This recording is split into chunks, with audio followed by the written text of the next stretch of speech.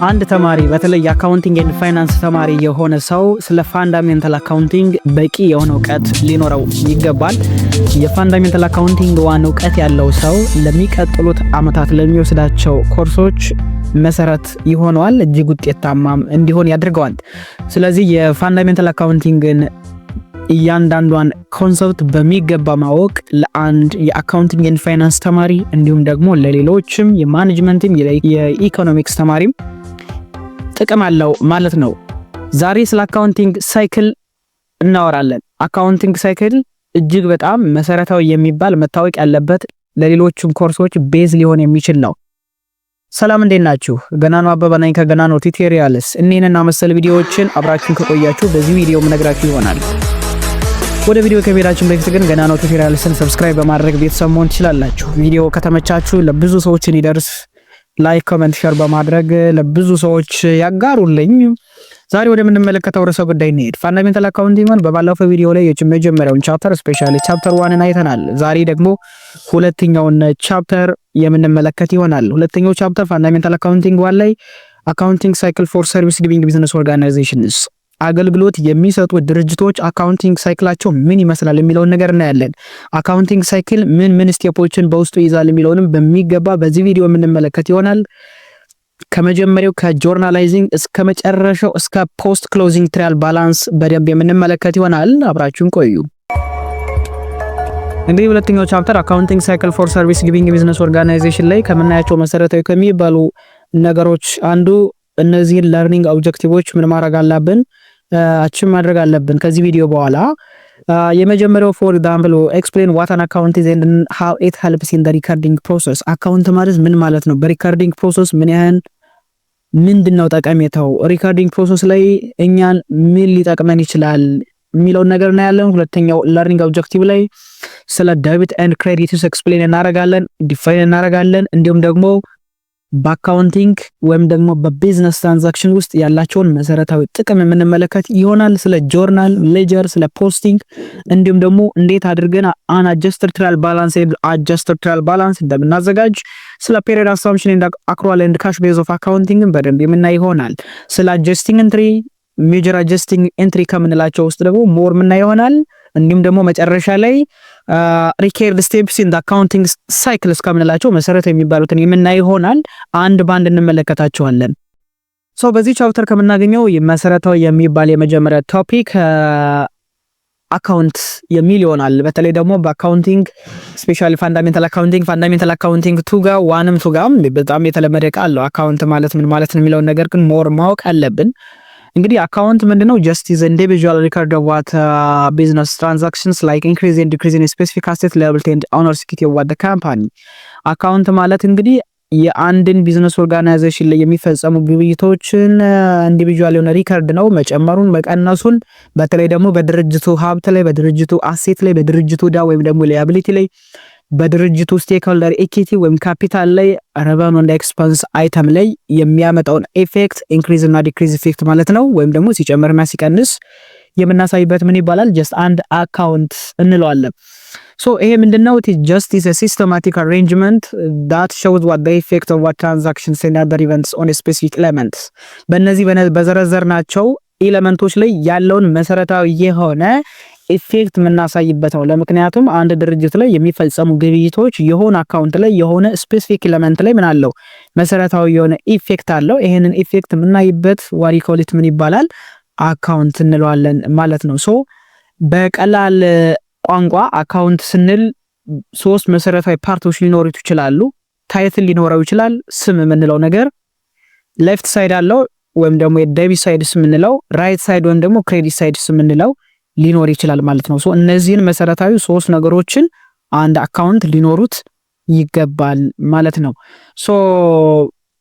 አካውንት እነዚህ ሶስት መሰረታዊ ነገሮች ካሉት ብዙ ጊዜ ቲ አካውንትስ በመባል ይታወቃል። ኦኬ አካውንት ካን ቢ ብዙ ጊዜ የሚጠራው ቲ አካውንትስ የተባለ ይጠራል። ቲ አካውንት የተባለበት ለምንድን ነው? በግራና በቀኝ በኩል ዴቢት ኤንድ ክሬዲትን ስለምናስቀምጥ፣ ከላይ ደግሞ ታይትል ኦፍ አካውንትን ስለምናስቀምጥ ዋት ዩ ኮል ኢት ሌተር ኦፍ ቲ ላይ ምን እናደርጋለን? በሌተር ኦፍ ቲ ሪፕሬዘንት እናደርጋለን። እንደምታዩት እዚህ በግራ ሳይድ በኩል ዴቢት አለ፣ በዚህ በኩል ደግሞ ክሬዲት ሳይድ አለ፣ በዚህ በኩል ደግሞ ዴቢት ሳይድ አለ። ከላይ ደግሞ ምን እናደርጋለን? አካውንቱን እንጽፋለን። ለምሳሌ ካሽ ከሆነ ካሽ ብለን እንጽፋለን።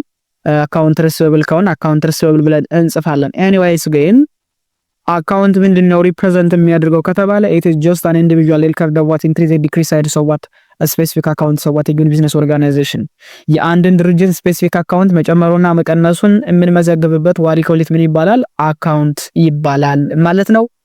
አካውንት አሴት ላይ የሚያመጣውን ኢፌክት liability ላይ stockholder equity and others በእያንዳንዱ ስፔሲፊክ ኤሌመንትስ of what the company ያለውን የእያንዳንዱን ትራንዛክሽን ኢቨንት የትራንዛክሽን ኢፌክት የምናሳይበት የምናስቀምጥበት ሲስተማቲክ አሬንጅመንት what you call it ምን ይባላል? አካውንት ይባላል ማለት ነው። ሌላውና መሰረታዊ ርዕሰ ጉዳይ ላይ ስለ ዴቢት ኤንድ ክሬዲት ፕሮሲጀርስ ማወቅ አለብን። በተለይ አካውንቲንግ ኤንድ ፋይናንስ ላይ ዴቢት ኤንድ ክሬዲት ስለ ዳብል ኤንትሪ ሲስተም ማናት ከሆነ በጣም ከባድ ሊያደርግብን የሚችለው ዳብል ኤንትሪ ሲስተም ምንድነው የሚለው ነገር እስኪ እናየው። እንግዲህ እንደምታውቁት each and every transaction so what the company must have two or more accounts የማንኛውም ቢዝነስ ኦርጋናይዜሽን ትራንዛክሽን ወይም ደግሞ ግብይት ሁለትና ከዛ በላይ የሆኑ አካውንቶችን በአንዴ አፌክት ማድረግ አለበት። ቢያንስ ሁለት ማድረግ አለበት። ሁለት አካውንቶችን አፌክት የማያደርግ ትራንዛክሽን ኢኮኖሚክ ኢቨንት የሆነ ማለት ነው የለም።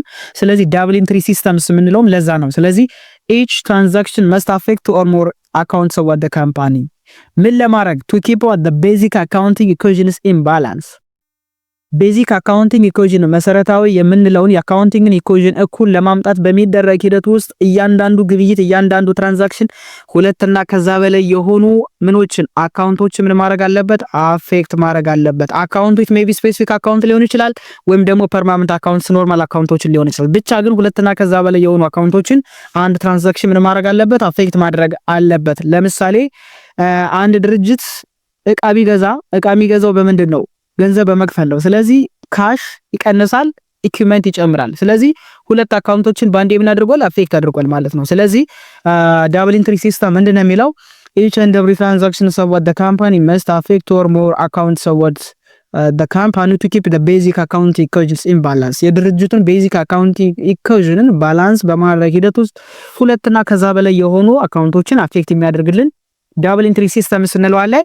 even if recording done by debiting at least one account and crediting at least one another account ስለሚለን ምን ማለት ነው? በትራንዛክሽኑ ሃፕን ሲያደርግ ወይም ሲፈጸም አንዱን አካውንት ደቢት እናደርገዋለን፣ አንዱን አካውንት ክሬዲት እናደርገዋለን። በሌላ አገላለጽ ምን ማለት ነው? ደቢት ኤንድ ክሬዲት ሳይዱ እኩል መሆን አለበት። ስለዚህ ሁሌም ትራንዛክሽን ወይም ግብይት አንድ ቢዝነስ ኦርጋናይዜሽን ላይ ከተፈጸመ አንዱ አካውንት በደቢት ሳይድ በኩል ለሚመዘገበው፣ አንዱ አካውንት በክሬዲት ሳይድ በኩል ለሚመዘገበው። ስለዚህ ሁለቱም ምን ይሆናል? ባላንስ ይመጣል። ደቢቱም ክሬዲቱም እኩል ይሆናል ማለት ነው። ስለዚህ ሪከርዲንግ done by debiting at least one account of the company and crediting at least one another account of the company አንዱን አካውንት ደቢት እናደርጋለን፣ ሌላኛውን አካውንት ክሬዲት አድርገን እንመዘግባለን። በዚህ ሂደት ዳብል ኤንትሪ ሲስተም ይባላል። በዴቢት እና በክሬዲት ሳይድ በኩል ያለው እኩል ይመጣል ማለት ነው። ስለዚህ ዴቢት ስንል ምን እያለ ነው፣ ክሬዲት ስንል ምን እያለ ነው የሚለውን ነገር ሞር ለጀማሪ ተማሪዎች ደግሞ ግልጽ ላይሆን ስለሚችል ግልጽ እናድርገው እስኪ። እንግዲህ ዴቢት ተርም ዴቢት ስንል ምን ማለታችን ነው? የሚያመለክተው indicates what the left side of an account ዴቢት ስንል በግራ ሳይድ በኩል የሚቀመጥ የሚጻፍ እያለ ነው። ክሬዲት ስንልስ በቀኝ ሳይድ በኩል የምንጽፈው እያለ ነው። እንግዲህ አሁን ዴቢት እና ክሬዲት ለምንድነው ግራና ቀኝ የተባለው ብንል ይሄ ህግ እንደ ካስተም ነው፣ የአካውንቲንግ ካስተም ነው። ኦኬ ከድሮ ጀምሮ የደበሩ የአካውንቲንግ ፕራክቲስ እንደ ህግ ሆኖ መጥቷል። አሁን ጀስት ዴቢት ከተባለ ግራ ሳይድ ነው፣ ክሬዲት ከተባለ በቀኝ ሳይድ በኩል የሚጻፍ ማለት ነው። ስለዚህ ዴቢት ስንል ጀስት ሌፍት ሳይድ ኦፍ አን አካውንት እያለ ነው። በቲ አካውንቱ በሌፍት ሳይድ በግራ በኩል ያለው ነው። ክሬዲት ስንል ደግሞ በቲ አካውንቱ በቀኝ በኩል ያለው ነው። ስለዚህ በግራና በቀኝ በኩል ዴቢት እና ክሬዲት የሚባሉ ነገሮች ካሉ ሁለቶች ምን መሆን አላቸው? ባላንሶች እኩል መምጣት አለባቸው። ስለዚህ ዴቢት መስ ኢኳልስ ዋት ክሬዲትስ የምንለው ለዛ ነው። ስለዚህ በቀላል አማርኛ ክሬዲት ስንል ምን እያለ ነው? ክሬዲት ካል ሁሌም በቀኝ በኩል የሚጻፍ የሚቀመጥ እያለ ነው። ዴቢት ስንልስ በግራ በኩል ያለ እያለ ነው። ስለዚህ ዴቢት ስትሉ ሁሌም ግራ፣ ክሬዲት ስትሉ ቀኝ ነው ማለት ነው። ስለዚህ ቲ አካውንት ሌተር ቲ ያለች በግራ በኩል ያለው ዴቢት እንላለን፣ በቀኝ በኩል ክሬዲት እንለዋለን። ስለዚህ ኤቲ የአካውንቲንግ ካስተም ነው፣ ሩል ነው አሁን ላይ ያለው። ዴቢት ኤንድ ክሬዲትስ እንጂ ለምንድነው ዴቢት ክሬዲት ግራና ቀኝ የተባለው? ለምንድነው ክሬዲት በግራ የማይቀመጠው? ለምንድነው ዴቢት በቀኝ የማይቀመጠው የሚል ጥያቄ ሊፈጠርባችሁ ይችላል አምራችሁ ጋር። ነገር ግን ይሄ ጀስት እንደ አካውንቲንግ ምንድነው ኢትስ ካስተም ነው። ኦኬ ሩል ነው፣ እንደ አሁን የነበረ ነው። ስለዚህ የተለየ ትርጉም ኑሮት የመጣ ሳይሆን ጀስት በሂደት ካስተም ሆኖ የመጣ ነው። ስለዚህ ጀስት ዴቢት ስንል ግራ እንደሆነ በደንብ እዚህ ጋር ልትይዟት ይገባል ማለት ነው። So if the sum of debit entries are greater than the sum of credit entries, the account will have a debit balance.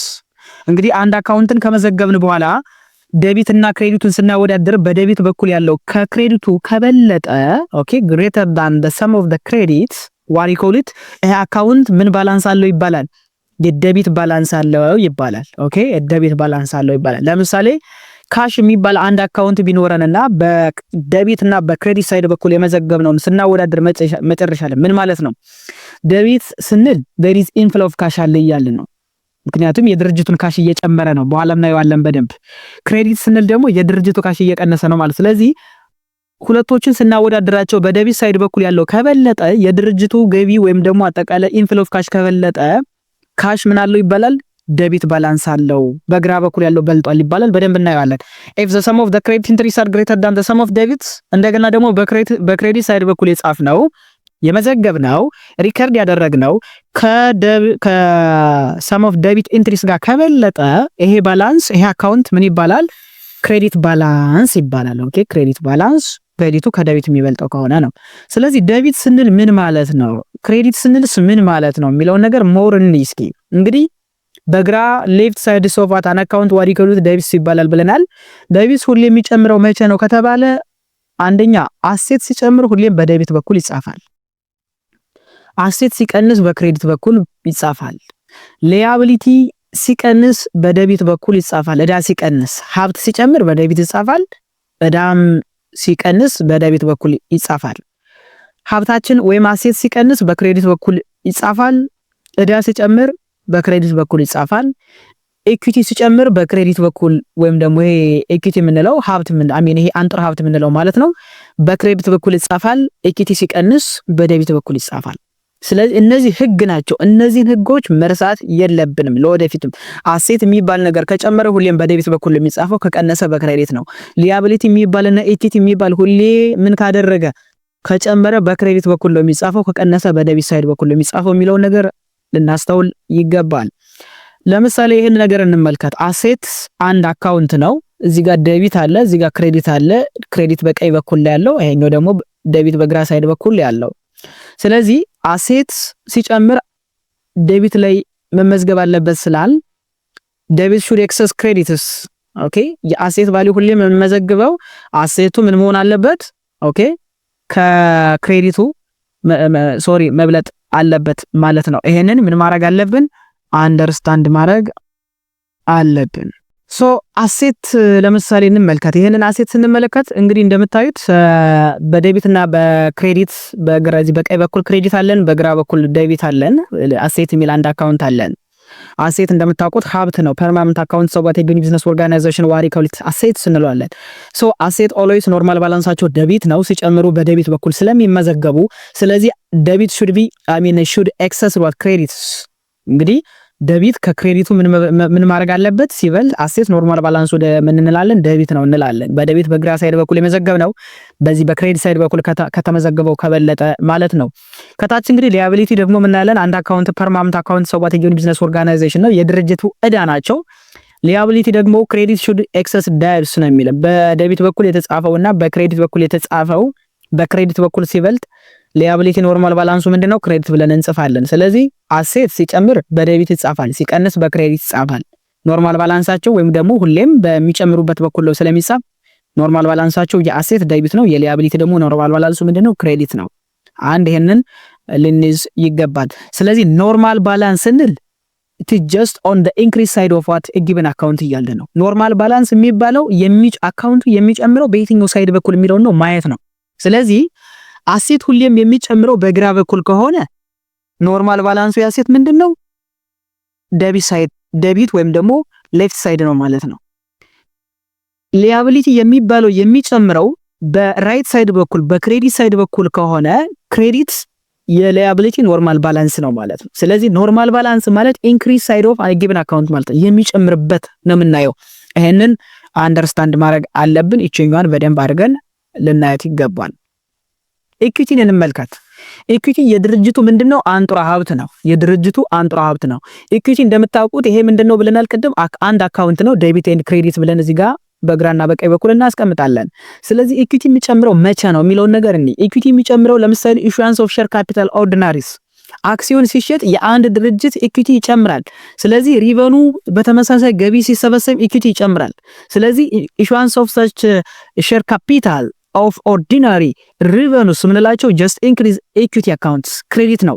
ስለዚህ ኢኩዊቲ ሲጨምር በክሬዲት በኩል ይመዘገባል፣ ሲቀንስ በዴቢት ሳይድ በኩል ይመዘገባል። ቀድመን ብለናል ኖርማል ባላንስ የሚያመለክተው ኢንክሪዚንግ ሳይድ ኦፍ ዋት ጊቨን አካውንት ነው ስላል። ስለዚህ ኢኩዊቲ የሚጨምርበት ሳይድ ደግሞ ክሬዲት ሳይድ ስለሆነ ስለዚህ የኢኩዊቲ ኖርማል ባላንስ ምን ይሆናል ማለት ነው?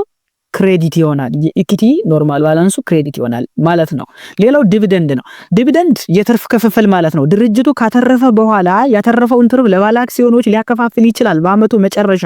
ሶ ዲቪደንድ ስንል it is just net income portions of what a given business organization which is distributed to what stakeholders ለባለ አክሲዮኖች ዲስትሪቢዩትድ የሚደረግ የተደረገ እንደማለት ነው። ገንዘብ ዋሪ ኮሊት ምን ይባላል? ዲቪደንድ ስንለዋለን። ኤክስፐንስ ጀስት ምንድነው? ኤክስፐንስ ወጪ ነው። A given business organization may be incurring such amounts of what expense in order to generate such amounts of what revenue ድርጅቱ ገቢ ሪቨኑ ጀነሬት በማድረግ ሂደት ውስጥ የሚያወጣው ኮንሱም የሚያደርገው ሪሶርስ በሙሉ ምን ይባላል? ኤክስፐንስ ይባላል።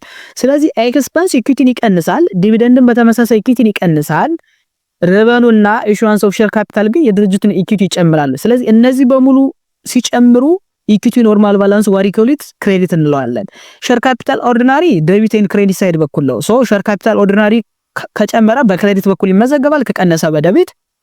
ዳን ሪተርን ኤርኒንግ እምንለው ደግሞ which is the net income of the company which is written for future purpose of what the company especially for expansion purpose and others ድርጅቱ ያገኘውን ትርፍ ምን የሚያደርግ ከሆነ ሪቴን የሚያደርግ ከሆነ የሚያስቀምጥ ከሆነ ለወደፊት ለተለያዩ የኢንቨስትመንት አማራጮች ሊጠቀምበት ይችላል።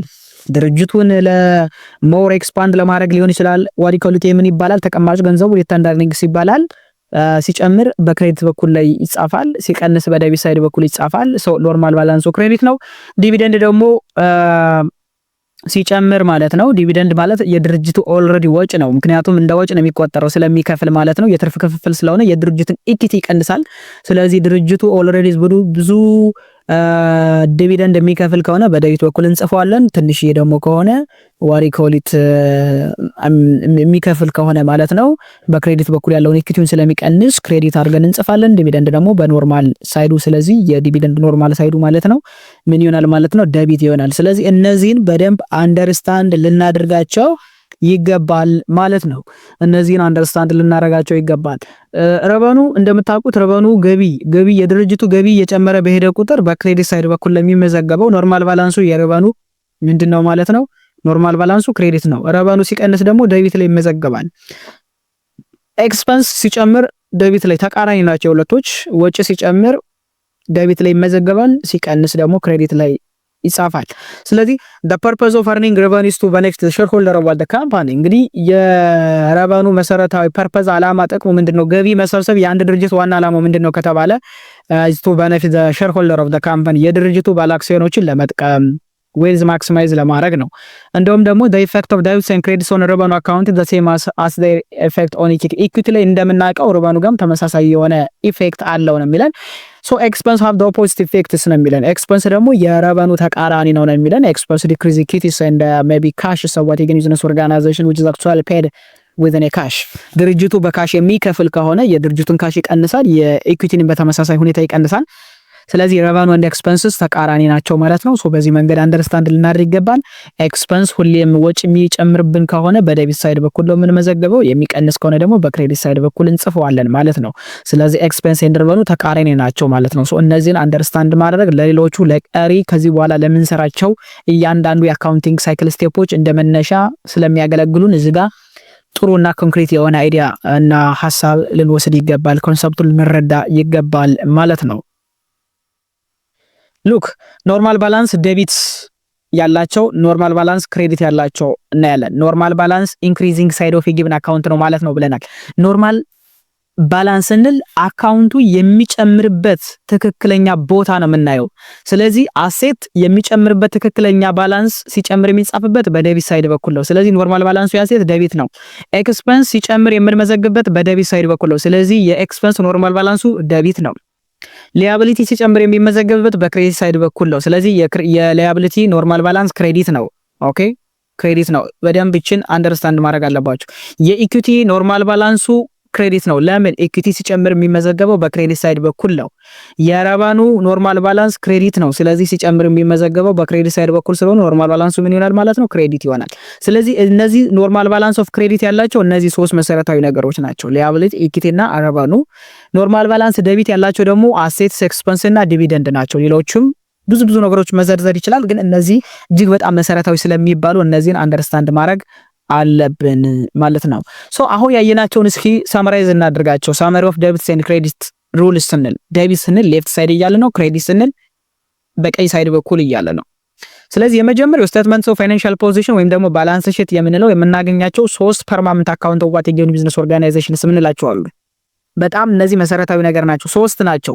ሶ የመጀመሪያው አሴት ነው። የድርጅት ሀብት እኩል ይሆናል የድርጅት ዕዳ ሲደመር አንጡር ሀብት ነው። አሴት ኢኳልስ ቱ ሊያቢሊቲ ፕላስ ኦነርስ ኢኩዊቲ ኦፍ ዋት ጊቨን ካምፓኒ እንለዋለን። ኢንካም ስቴትመንት ስንልስ ምን ማለታችን ነው? ኢንካም ስቴትመንት which summarize what the revenue and expense of what given business organization at the end of the month በወሩ መጨረሻ ወይ በአመቱ መጨረሻ ላይ የአንድን ድርጅት ትክክለኛ ገቢና ወጪ ቀናንሰን ያገኘውን ትርፍና ኪሳራ የምናሰላበት የምናስቀምጥበት ነው። ይሄኛው ኢንካም ስቴትመንት ሲባል የገቢና የወጪ መግለጫ ይባላል ብዙ ጊዜ። ስለዚህ ስቴትመንትስ ኦፍ ፋይናንሻል ፖዚሽን ላይ ማለት ነው ምን መሰረታዊ ነገሮች አሉ የሚለውን ነገር ነኝ። እንግዲህ ስቴትመንትስ ኦፍ ፋይናንሻል ፖዚሽን ወይ ባላንስ ሺት ላይ የመጀመሪያ የምናገኘው የድርጅቱን ሀብት ነው። የድርጅቱ ሀብት የሚጨምረው በዴቢት ሳይድ በኩል ነው። ኦኬ ኢንካም ስቴትመንት ላይ ደግሞ ዴቢት ኤክስፐንስን ይጨምራል በተመሳሳይ። ይሄንን አንደርስታንድ ማድረግ አለብን። ዴቢት ሌላ ሊያቢሊቲን፣ ኢኩዊቲን፣ ሪቨኑን በተመሳሳይ ሁኔታ ምን ያደርጋል? ይቀንሳል። ኦኬ ሲጨምሩ የሚመዘገቡት ምን ላይ ነው? ክሬዲት ሳይድ በክሬዲት በኩል ነው። አሴት ክሬዲት ላይ ይቀንሳል፣ ሊያቢሊቲ ይጨምራል። ኦኬ ሊያቢሊቲ ምን ያደርጋል? ይጨምራል። ይሄንን ምን ማድረግ አለብን? አንደርስታንድ ማድረግ አለብን። ሪቨኑ ደግሞ ሲቀንሱ ስለሆነ የሚጻፉ ሲቀንሱ በዴቢት ሳይድ በኩል እንጽፋለን። ሌላው አሴት ሲቀንስ ክሬዲት ላይ ይጻፋል። ሊያቢሊቲ፣ ኢኩዊቲ፣ ረቨኑ ደግሞ በክሬዲት በኩል ሲጨምሩ ይጻፋሉ። ኤክስፐንስ ደግሞ ሲቀንስ እንጽፋለን። ይሄንን አንደርስታንድ ማድረግ አለብን። ሌላው ኢኩዊቲ ሪሌሽንሺፕ ያላቸው መሰረታዊ ምንድነው የሚለውን ነገር እንየው እስኪ። ስቴትመንትስ ኦፍ ፋይናንሻል ፖዚሽን ማለት እንግዲህ ቅድም እንዳልኳችሁ ጀስት የድርጅቱ መሰረታዊ የሚባሉ የባላንስ ሺት የምንለው ስቴትመንትስ ኦፍ ፋይናንሻል ምንለው which show what the asset liability and owner's equity of what a given company at a specific point of time በሆነ ስፔሲፊክ ፖይንት ኦፍ ታይም ላይ የአንድን ድርጅት ትክክለኛ ያለውን ገቢ ትክክለኛ ያለውን ሀብት ዕዳና አንጡር ሀብት በደንብ የሚያሳይልን ዋሪኮል ስቴትመንትስ ኦፍ ፋይናንሻል ፖዚሽን እንለዋለን። ስለዚህ አሴት ሊያቢሊቲ እና ኢኩዊቲ ያለን ኢኩዊቲ ሪሌሽንሺፕ ሼር ካፒታል ኦርዲናሪ ኤንድ ሪተርን እርኒንግ አለ። ሼር ካፒታል ኦርዲናሪ ማለት በቀላል አማርኛ ምን ማለት ነው? የድርጅቱ አጠቃላይ ባለ አክሲዮኖች ኢንቨስት ያደረጉት ገንዘብ ነው። ኢንቨስትመንት ባይ ሼር ሆልደርስ እንለዋለን ወይም ደግሞ ስቴክ ሆልደርስ። ለምሳሌ አንድ ባንክ ለማቋቋም ብንፈልግ ከባንኩ አክሲዮን የገዙ ግለሰቦች ምን ይባላሉ? ባለ አክሲዮን እንላቸዋለን ወይም ደግሞ ሼር ሆልደርስ እንላቸዋለን። ስለዚህ እነሱ የሚከፍሉት ገንዘብ አለ። አክሲዮን ለመግዛት የሚከፍሉት ገንዘብ የባንኩን ኢኩዊቲ ምን ያደርጋል? ይጨምራል። ፔዲንግ ካፒታል ይጨምራል። የተከፈለ ካፒታል ማለት ነው። ይሄ ምን ይባላል? ኢንቨስትመንት ባይ ሼር ሆልደርስ ዋሪኮል ሼር ካፒታል ኦርዲናሪ እንለዋለን። ሪተርን ኤርኒንግስ ደግሞ ኔት ኢንካም ሪተርን ኢን ዘ ቢዝነስ ነው። ድርጅቱ ያተረፈው ትርፍ ሆኖ ለወደፊት ድርጅቱን ኤክስፓንድ ለማድረግ ለማስፋት ብራንቾቹን ለማሳደግ በሚደረግ ሂደት ውስጥ ምንድነው ድርጅቱ ሪቴን ያደረገው የያዘው ያጠራቀመው ገንዘብ ነው። ነገር ግን ምንድነው ትርፍ ነው። ድርጅቱ ካተረፈው ትርፍ ላይ ነው ኔት ኢንካም የሚያስቀምጠው። ስለዚህ ሪተርን ኤርኒንግ አለ ማለት የዲቪደንድ መጠኑ እየቀነሰ ይሄዳል። ምክንያቱም ድርጅቱ ካተረፈው በኋላ ዲቪደንድ የማይከፍል ከሆነና ትርፉን ሪቴን እንደሚያደርገው ከሆነ ዲቪደንድ ይቀንሳል ማለት ነው። ስለዚህ ኢንቨስትመንት ባይ ሼር ሆልደርስ ኤንድ ኔት ኢንካም ሪተርን ኢን ዘ ቢዝነስ የኢኩዊቲን ባላንስ ይጨምራሉ ማለት ነው። በክሬዲት ሳይድ በኩል ይጻፋሉ። ሌላውና መሰረታዊ ጉዳይ ኢንካም ስቴትመንት ስንሰራ የመጀመሪያው ፋይናንሻል ስቴትመንት አንድ ድርጅት ማዘጋጀት ያለበት ኢንካም ስቴትመንት ነው። ስለዚህ ኢንካም ስቴትመንት ምንድነው ብለናል ቅድም ጀስት ኢት ሳመራይዝ ዋት ዘ ሬቨኑ ኤንድ ኤክስፔንስ ኦፍ ዘ ካምፓኒ የድርጅቱን ገቢና ወጪ ሳመራይዝ የምናደርግበት የአንድ ድርጅት ምንድነው መሰረታዊ የሆነ ፋይናንሻል ስቴትመንት ነው። ስለዚህ ሬቨኑ ሲቀነስ ኤክስፔንስ ገቢ ሲቀነስ ወጪ ሁሌም ትርፍ ወይም ኪሳራ ሊሆን የሚችለው ከሁለቱ አይወጣም። ስለዚህ ገቢ ሲቀነስ ወጪ ትርፍ ወይም ኪሳራ ነው ሊሰጠን የሚችለው።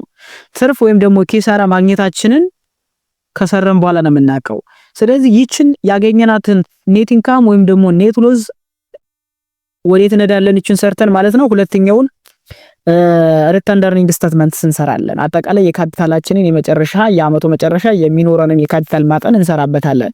ስለዚህ ሪተርን ኤርኒንግ ስቴትመንትስ ለመስራት ግዴታ ኢንካም ስቴትመንት ያስፈልጋል።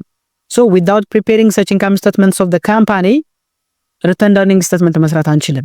ምክንያቱም ሪተርን ኤርኒንግ ስቴትመንት ለመስራት ግዴታ ድርጅቱ ያገኘውን ትርፍና የከሰረው ኪሳራ በአመቱ መጨረሻ ላይ ማወቅ አለብን። ስለዚህ ሪተርን ኤርኒንግ ለመስራት ምን ያስፈልገናል? የመጀመሪያ ቢጊኒንግ ሪተርን ኤርኒንግ ሊኖረን ይችላል፣ ላይኖርም ይችላል። ቢጊኒንግ ሪተርን ኤርኒንግ ከሌለ ሁሌም ምን ብለን እነሳለን? ዜሮ ብለን እነሳለን። ካለን ግን እናስቀምጣለን። then ቢጊኒንግ ሪተርን ኤርኒንግ ማለት ድርጅቱ ከዚህ በፊት ትርፍ አትርፎ ያስቀመጠው ሪተርን ያደረገው አጠቃላይ የካፒታል መጠን ማለት ነው። ሲደመር ኔት ኢንካም ካተረፈ ኔት ኢንካምን እንደምራለን፣ ከከሰረ ኔት ሎዝ ብለን እንቀንሳለን። ደን እዚህ ጋር በተመሳሳይ ድርጅቱ ትርፍ ክፍፍል አድርጎ ከሆነ የትርፍ ክፍፍል ሰጥቶ ከሆነ ዲቪደንድ ከፍሎ ከሆነ ለባለ አክሲዮኖች ዲቪደንድ ሪተርን ኤርኒንግን ተቀማጭ ገንዘብን ስለሚቀንስ እንቀንሰዋለን። ስለዚህ ቢጊኒንግ ሪተርን ኤርኒንግ ፕላስ ኔት ኢንካም ማይነስ ዲቪደንድ ምን ይሰጠናል? ኢንዲንግ ሪተርን ኤርኒንግ አጠቃላይ መጨረሻ ላይ ያለ የቀረ የተጠራቀመ አጠቃላይ ገንዘብ ይሆናል። ይችኛዋን ኢንዲንግ ሪተርን ኤርኒንግ ነው ወስደን ስቴትመንትስ ኦፍ ፋይናንሻል ፖዚሽን ላይ ምን እናረጋት? ምን እናስቀምጣት። ስለዚህ ስቴትመንትስ ኦፍ ፋይናንሻል ፖዚሽን ላይ ድርጅቱ አጠቃላይ ያለው አሴት ወይም ሀብት እኮ ይሆናል የተበደረው አጠቃላይ ብድር ሊያቢሊቲ ሲደመር ኢኩቲ የድርጅቱ አጠቃላይ አንጡ ሀብት ወይም ኢኩቲ እኩል ይሆናል ባለ አክሲዮኖች ኢንቨስት ያደረጉት ገንዘብ ሲደመር በአመቱ መጨረሻ ላይ ለወደፊት የተቀመጠ ትርፍ ሪተርን ኤርኒንግ ይባላል። እነዚህን አንደርስታንድ ካደረግን በእርግጠኝነት ፋንዳሜንታል አካውንቲንግ በደንብ ይገባቸዋል ብቻ ሳይሆን ኤችአርጂ ነው የምታመጡት፣ ኤ ነው የምታመጡት። ሌላው ይሄንን ያየነውን እስኪ ሳመራይዝ እናድርገው። so what is the relationship among the asset liability and equity of a business?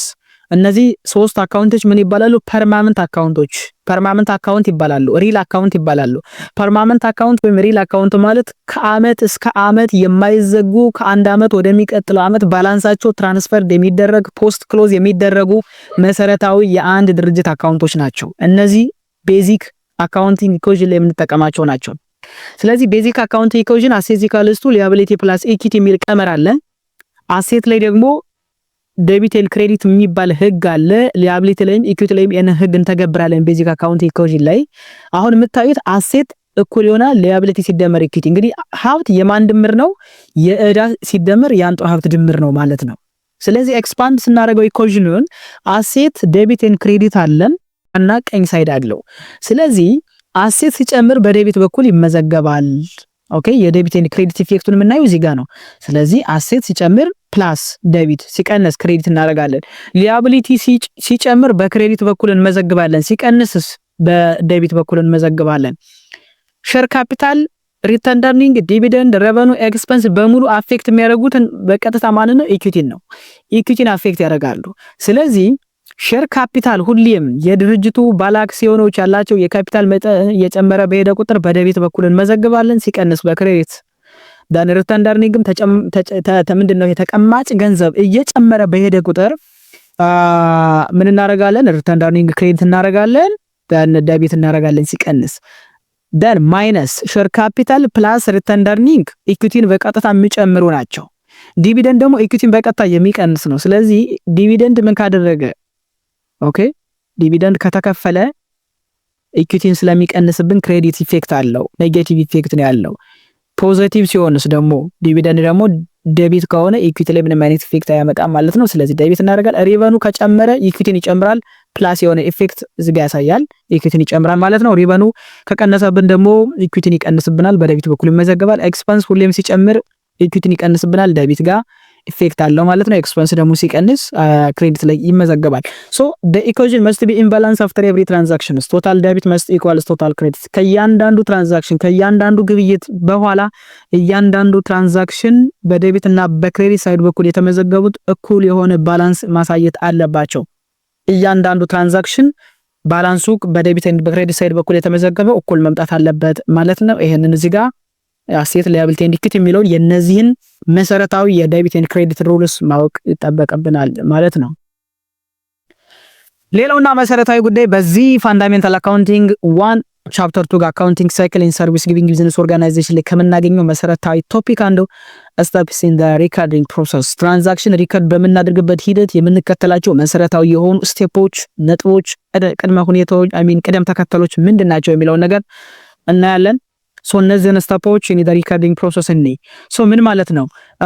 even if it is possible to enter such transaction information directly into the account without using a journal, few business organizations are actually do so ነው የሚለው። እንግዲህ ምንም እንኳን እያንዳንዱን ትራንዛክሽኖች እያንዳንዱን ግብይት መረጃ በቀጥታ ጆርናል ሳንጠቀም ኢንተር ማድረግ ብንችልም አንዳንድ ቢዝነስ ኦርጋናይዜሽኖች ይሄንን ያደርጋሉ። አክቹአሊ ግን መሰረታዊ የሚባሉ የሪከርዲንግ ፕሮሰስ ስቴፖችን ግን መከተል አለብን። ፕራክቲካሊ every business organizations use 3 basic steps in the recording process in the journalizing process. እያንዳንዱ ቢዝነስ ኦርጋናይዜሽን በሪከርዲንግ ፕሮሰስ 3 መሰረታዊ ቤዚክ ስቴፖችን ፕራክቲካሊ ምን ያደርጋሉ?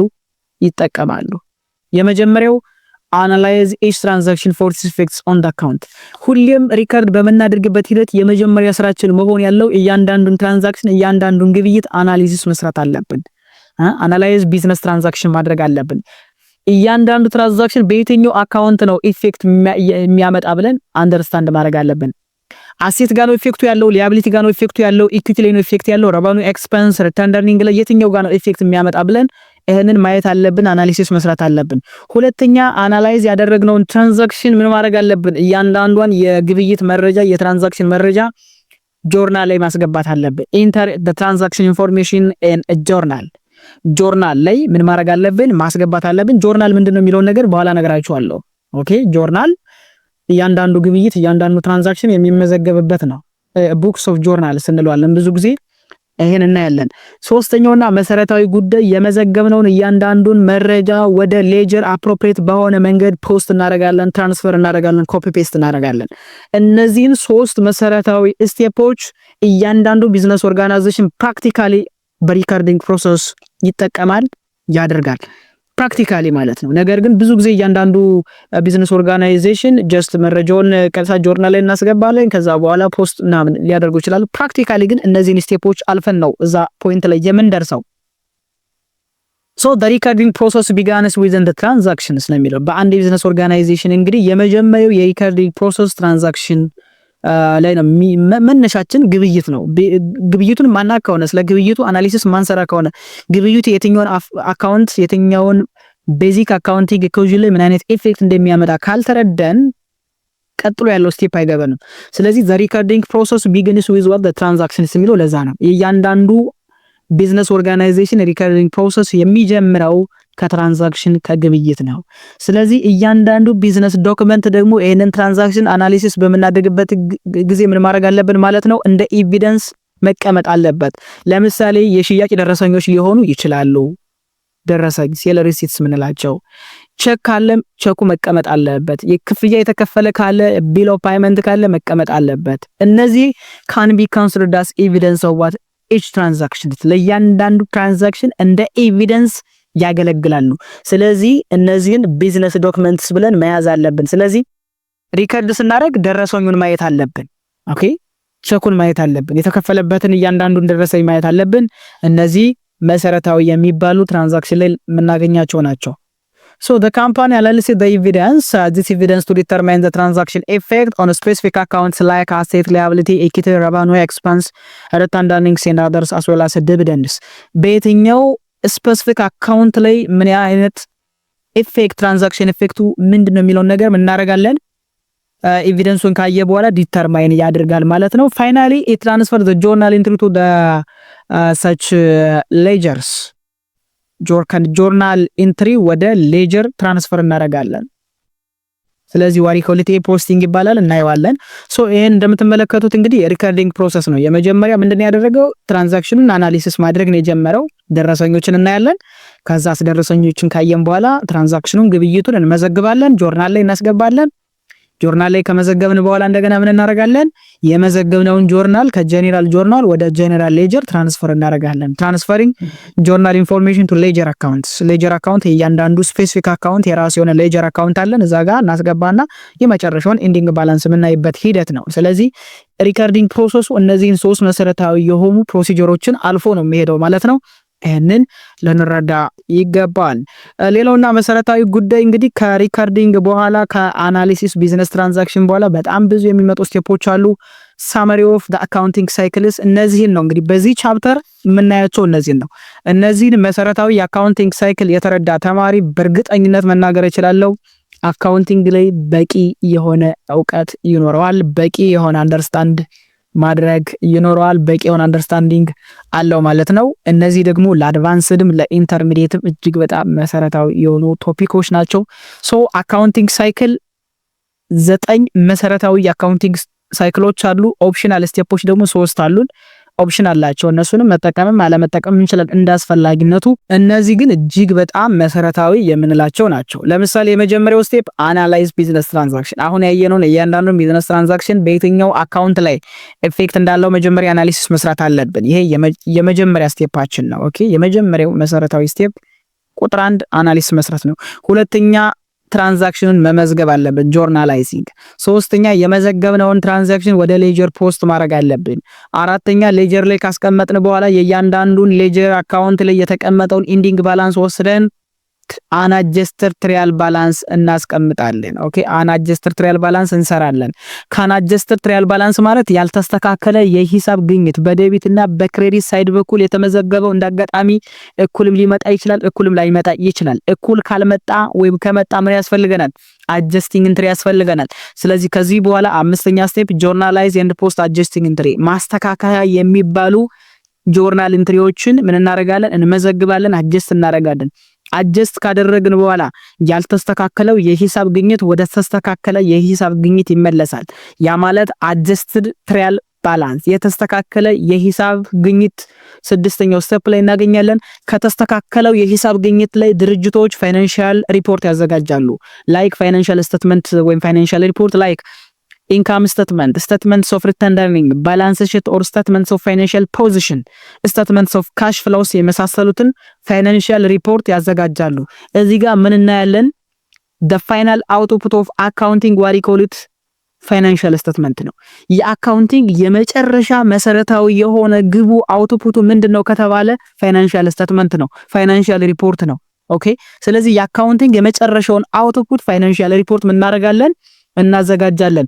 ካዘጋጀን በኋላስ ምንድነው መዘጋት ያለባቸውን እንዘጋለን፣ መዘጋት የሌለባቸው አካውንቶችን ፖስት ክሎዝ እናደርጋለን።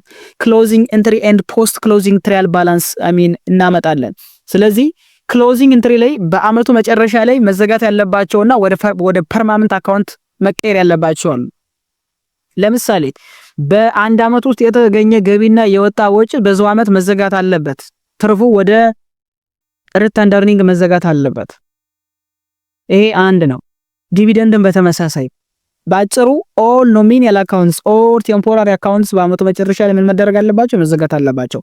ፖስት ክሎዚንግ ትራያል ባላንስ መጨረሻ ላይ እናዘጋጃለን። እነዚህ ደግሞ ምንድናቸው ቢባል በአመቱ መጨረሻ ላይ ወደሚቀጥለው አመት ትራንስፈር የሚደረጉ የማይዘጉ የድርጅቱ ቋሚ አካውንቶች ናቸው። የድርጅቱ መሰረታዊ ቋሚ አካውንቶች ምንድናቸው? አሴት፣ ሊያቢሊቲ፣ ኢኩዊቲ ናቸው። ሪተርን ኤርኒንግ ጨምሮ አብረን እንይዘዋለን። ሶ እነዚህን መሰረታዊ የአካውንቲንግ ሳይክል ናቸው። እነዚህ በቃ እነዚህን ሳይክሎች አልፈን ነው እንግዲህ አካውንቲንግ የሚባለው ነገር እዚህ ውስጥ ነው የምናገኘው። አካውንቲንግ የሚባለው ነገር በእነዚህ በዘጠኞች መሰረታዊ ስቴፖች ዲፔንድ የሆነ ነው። ስለዚህ ስለ አካውንቲንግ ስናወራ ስለ እነዚህ ነው የምናወራው። ከዚህ ውጭ አይወጣም አካውንቲንግ። ሶ ይሄንን አንድ አካውንቲንግ ሳይክል ላይ መሰረታዊ ነገሮችን አንደርስታንድ ማድረግ አለብን ማለት ነው። እስኪ የመጀመሪያውን ስቴፕ እንመልከተው። ጆርናል ማለት ምን ማለት ነው? እስኪ ነው ስለ ጆርናል ብዙ ጊዜ ጆርናል ይባላልና just journal is the book of original entry of a given business organization where the company's initially records transactions and other selected events እንግዲህ ጆርናል ማለት የአንድ ድርጅት ቡክ ኦፍ ኦሪጂናል ኤንትሪ፣ አንድ ድርጅት የሚመዘግብበት ቦታ ምን ይባላል? ጆርናል ይባላል። ቡክ ኦፍ ኦሪጂናል ኤንትሪ ይባላል። ቦታ ወረቀት ሊሆን ይችላል፣ ኦን ዘ ቡክስ ኦፍ ይባላል። ኮምፒውተርም ሊመዘግብ ይችላል። ብቻ ግን አንድ ድርጅት እያንዳንዱን ግብይት የሚመዘግብበት ቦታ ጆርናል እንለዋለን። ቡክ ኦፍ ኦሪጂናል ኤንትሪ እንለዋለን። ስለዚህ where the company initially record such transactions፣ የት ነው ይሄ ድርጅት የሚመዘግበው፣ የት ነው እያንዳንዱ ኢቨንቶች የሚመዘግበው የሚለው ቦታ ይሄ ምን ይባላል? ባጭሩ ጆርናል ይባላል። ስለዚህ በአካውንቲንግ እንደ ተርም ጆርናል ማለት አንድ ድርጅት ትራንዛክሽኖችን የሚመዘግብበት ፕሌስ ነው ጆርናል የምንለው። then entering transaction data in the journal is known as journalizing and transaction recorded in chronological orders ነው የሚለው። ስለዚህ እያንዳንዱ ቢዝነስ ኦርጋናይዜሽን በዛ ድርጅት ውስጥ የተፈጸሙ ግብይቶችን እያንዳንዱን ትራንዛክሽን እዚህ ጆርናል ላይ ዳታውን ምን እናደርጋለን? እናስገባለን፣ ኢንተር እናደርጋለን።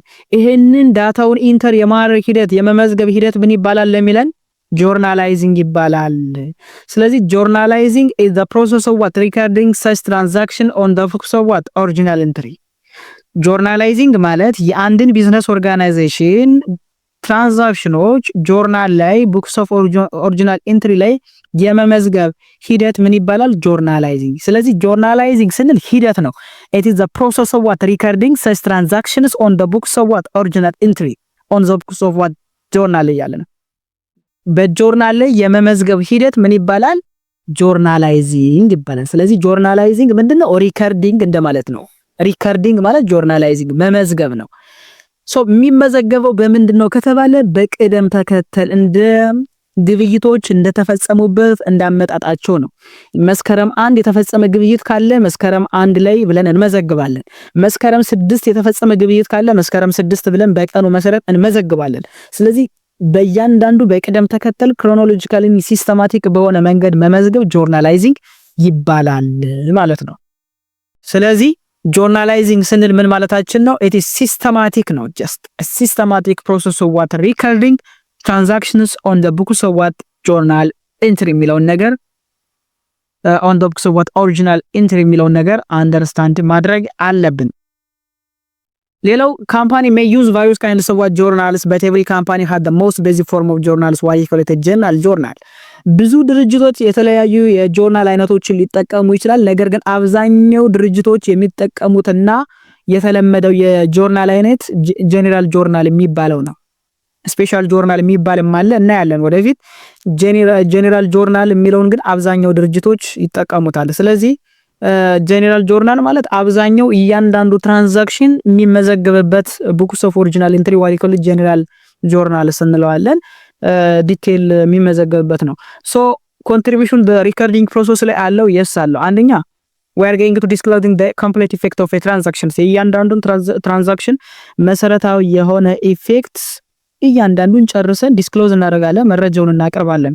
ሁለተኛው provide such a chronological record of transactions በቅደም ተከተል በዛ ቢዝነስ ኦርጋናይዜሽን ላይ የተፈጸሙ ግብይቶችን ፕሮቫይድ እናደርጋለን፣ እናቀርባለን። ሶስተኛው it helps to prevent and locate errors ጆርናል ላይ መመዝገባችን ስህተት መስራታችንን አንዳንድ ስህተቶች ካሉ ደግሞ በተመሳሳይ ምን ያደርጋል? ፕሪቨንት እንዲያደርግ ይከላከልልናል። ኦኬ ስለዚህ ኢረሮችን በቀላሉ እንድናቅ ይረዳናል። ስለዚህ በዴቢት ኤንድ በክሬዲት ያለውን አጠቃላይ አማውንት ኢዚሊ ማወዳደር እንችላለን። እኩል መሆናቸውን ክሮስ ቼክ እናደርጋለን።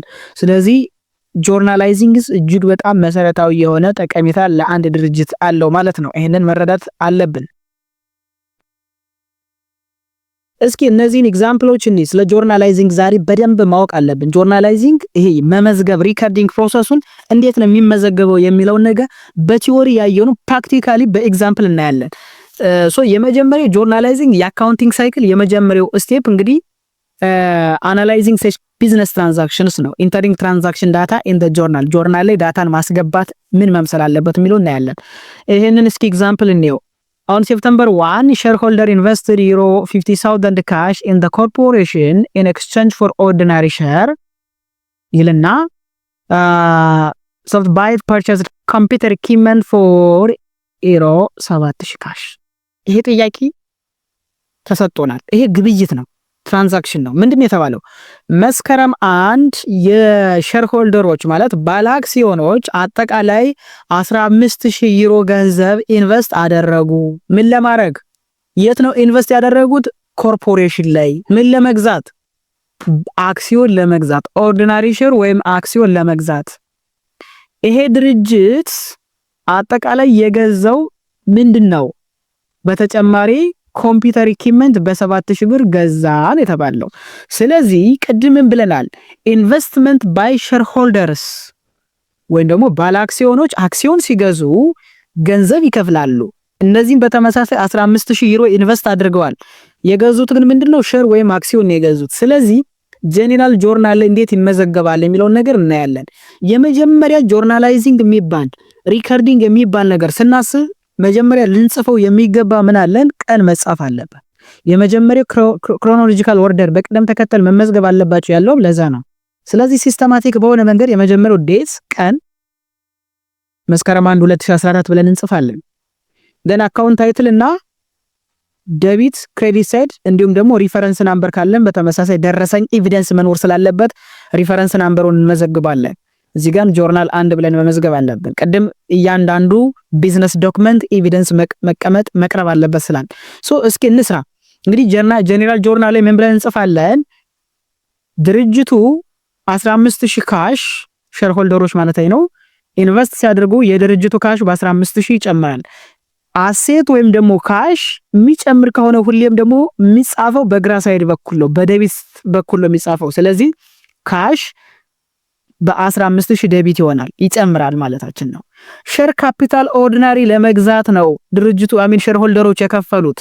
ስለዚህ የድርጅቱ ሼር ካፒታል ኦርዲናሪ የባለ አክሲዮኖች ገንዘብ አክሲዮን ማለት ነው ይጨምራል።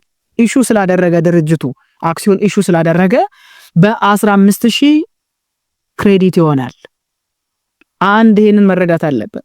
ስለዚህ የመጀመሪያው ትራንዛክሽን ሁለት አካውንቶችን ቅድም ስለ ዳብል ኢንትሪ ሲስተም ስናወራ እያንዳንዱ ትራንዛክሽን አትሊስት ሁለት እና ከዛ በላይ የሆኑ አካውንቶችን አፌክት ማድረግ ያለበት ያልነው ለዚህ ነው።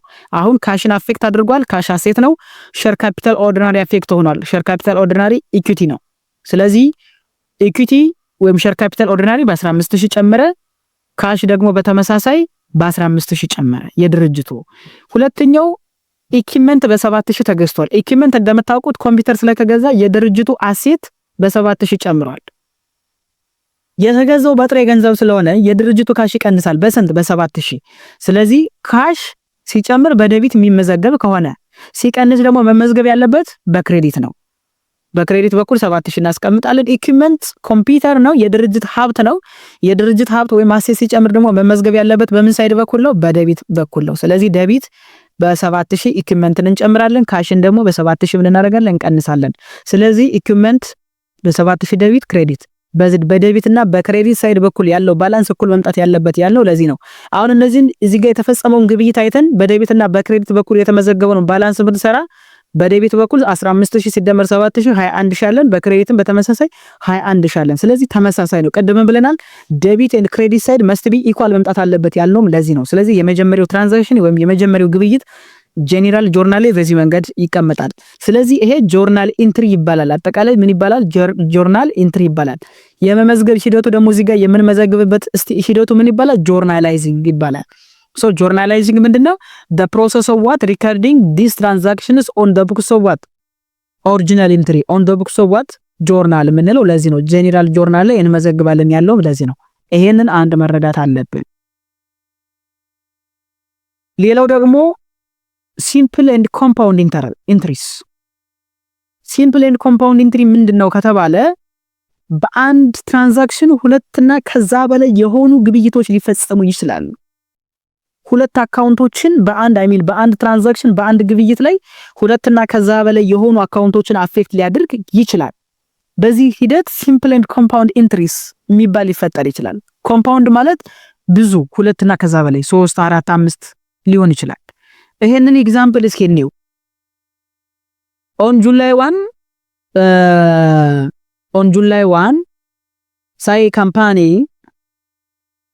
ካምፓኒ ወይም ደግሞ on July 1 this company are actually purchasing such a delivery truck costing ወደ 420 ሺህ የሚጠጋ ዶላር አወጥቶ ዲሊቨሪ ትራክ ምን አድርጓል ገዝቷል። it pays $240,000 cash now and agree to pay the remaining $108,000 on accounts። እንግዲህ ይሄ ድርጅት ዲሊቨሪ ታክስ ነው እንግዲህ የተለያዩ ይሄንን ትራክ በ420 ሺህ ዶላር ገዛ። ሲገዛ ግን 240 ሺህ ብር ጥሬ ገንዘብ ብቻ 240 ሺህ ዶላር ጥሬ ገንዘብ ነው የከፈለው። ሌላውን ወደፊት ለመክፈል በዱቤ ነው ሌላው ክፍያ ማለት ነው። ስለዚህ አጠቃላይ የትራኩ ዋጋ 420 ሺህ ዶላር ነው። ከ420 ሺህ ዶላር ሲገዛ የተከፈለው 240 ሺህ ዶላር ነው። ቀሪው ግን ምንድነው ወደፊት የሚከፈል ነው። በእዳ ነው በዱቤ ነው የተገዛው ማለት ነው ቀሪው። and the remaining agree ምንድነው የሚለው agree to pay the remaining $108,000 on accounts on account ማለት በዱቤ ማለት ነው። በእዳ መግዛት እንደማለት ነው። ስለዚህ ኮምፓውንድ ጆርናል ኢንትሪ ነው ማለት ነው። ሁለትና ከዛ በላይ ይሄ ትራንዛክሽን አሁን 3 አካውንቶችን አፌክት ያደርጋል። ኮምፓውንድ የተባለበትም ለዛ ነው 3 አካውንቶች። ስለዚህ እንደ ማንኛውም ትራንዛክሽን ስንመዘግብ መጀመሪያ ቀን እንጽፋለን። ከዛ ሪፈረንስ ናምበር ካለው እናስቀምጣለን። እዚህ ጋር ሪፈረንስ ናምበር የለውም። ምን እናደርጋለን? የተገዛው ምንድነው ኢኩዊፕመንት ነው። ስለዚህ ኢኩዊፕመንት በስንት የተገዛው ምንድነው ዲሊቨሪ ትራክስ ጀስት ኢኩዊፕመንት ስለሆነ ንብረት ስለሆነ ዲሊቨሪ ትራክ ወይም ኢኩዊፕመንት ብለን ዴቢት በ420 ሺህ እንጨምራለን። 420 ሺህ ስለሆነ የተገዛው አሴት ነው የድርጅቱ ኢኩዊፕመንት በ420 ሺህ። ምክንያቱም ድርጅቱ ትራክ ሲገዛ የድርጅቱ ሀብት ነው የሚሆነው። ስለዚህ የድርጅቱ ሀብት ወይም ኢኩዊፕመንት በ420 ሺህ ይጨምራል። የተገዛው በሁለት መንገድ ነው። አንደኛ ድርጅቱ ጥሬ ገንዘብ ከፍሏል። ስንት 240 ሺህ ካሽ ከፍሏል። ስለዚህ ካሽ ደግሞ የድርጅቱ አሴት ነው። ሲከፈል ይቀንሳል። ሲቀንስ በክሬዲት ሳይድ በኩል በ240 ሺህ እንመዘግባለን። ሌላው ቀሪው በእዳ ነው የተገዛው። ያልተከፈለ 180 ሺህ ብር አለ። 180 ሺህ ዶላር አለ። ይሄንን 180 ሺህ ዶላር በእዳ ስለተገዛ የድርጅቱ እዳ ይጨምራል። የድርጅቱ እዳ ከጨመረ ደግሞ ሊያቢሊቲ የሚባል ነገር ምን ያደርጋል? ይጨምራል። ሊያቢሊቲ ሲጨምር ደግሞ ሁሌ የሚመዘገበው በክሬዲት ሳይድ በኩል ነው። ስለዚህ አካውንት ፔብል ብለን ምን እናደርጋለን? በክሬዲት ሳይድ በኩል እንመዘግባለን። ስለዚህ በዴቢት በኩል ያለው 420 ሺህ ነው። በክሬዲት በኩል ያለው 240 ሺህ ሲደመር 180 ሺህ 420 ሺህ ነው። ስለዚህ በዴቢት ኤንድ በክሬዲት ሳይድ በኩል የሚመዘገበው እኩል መምጣት አለበት ያለውም ለዛ ነው።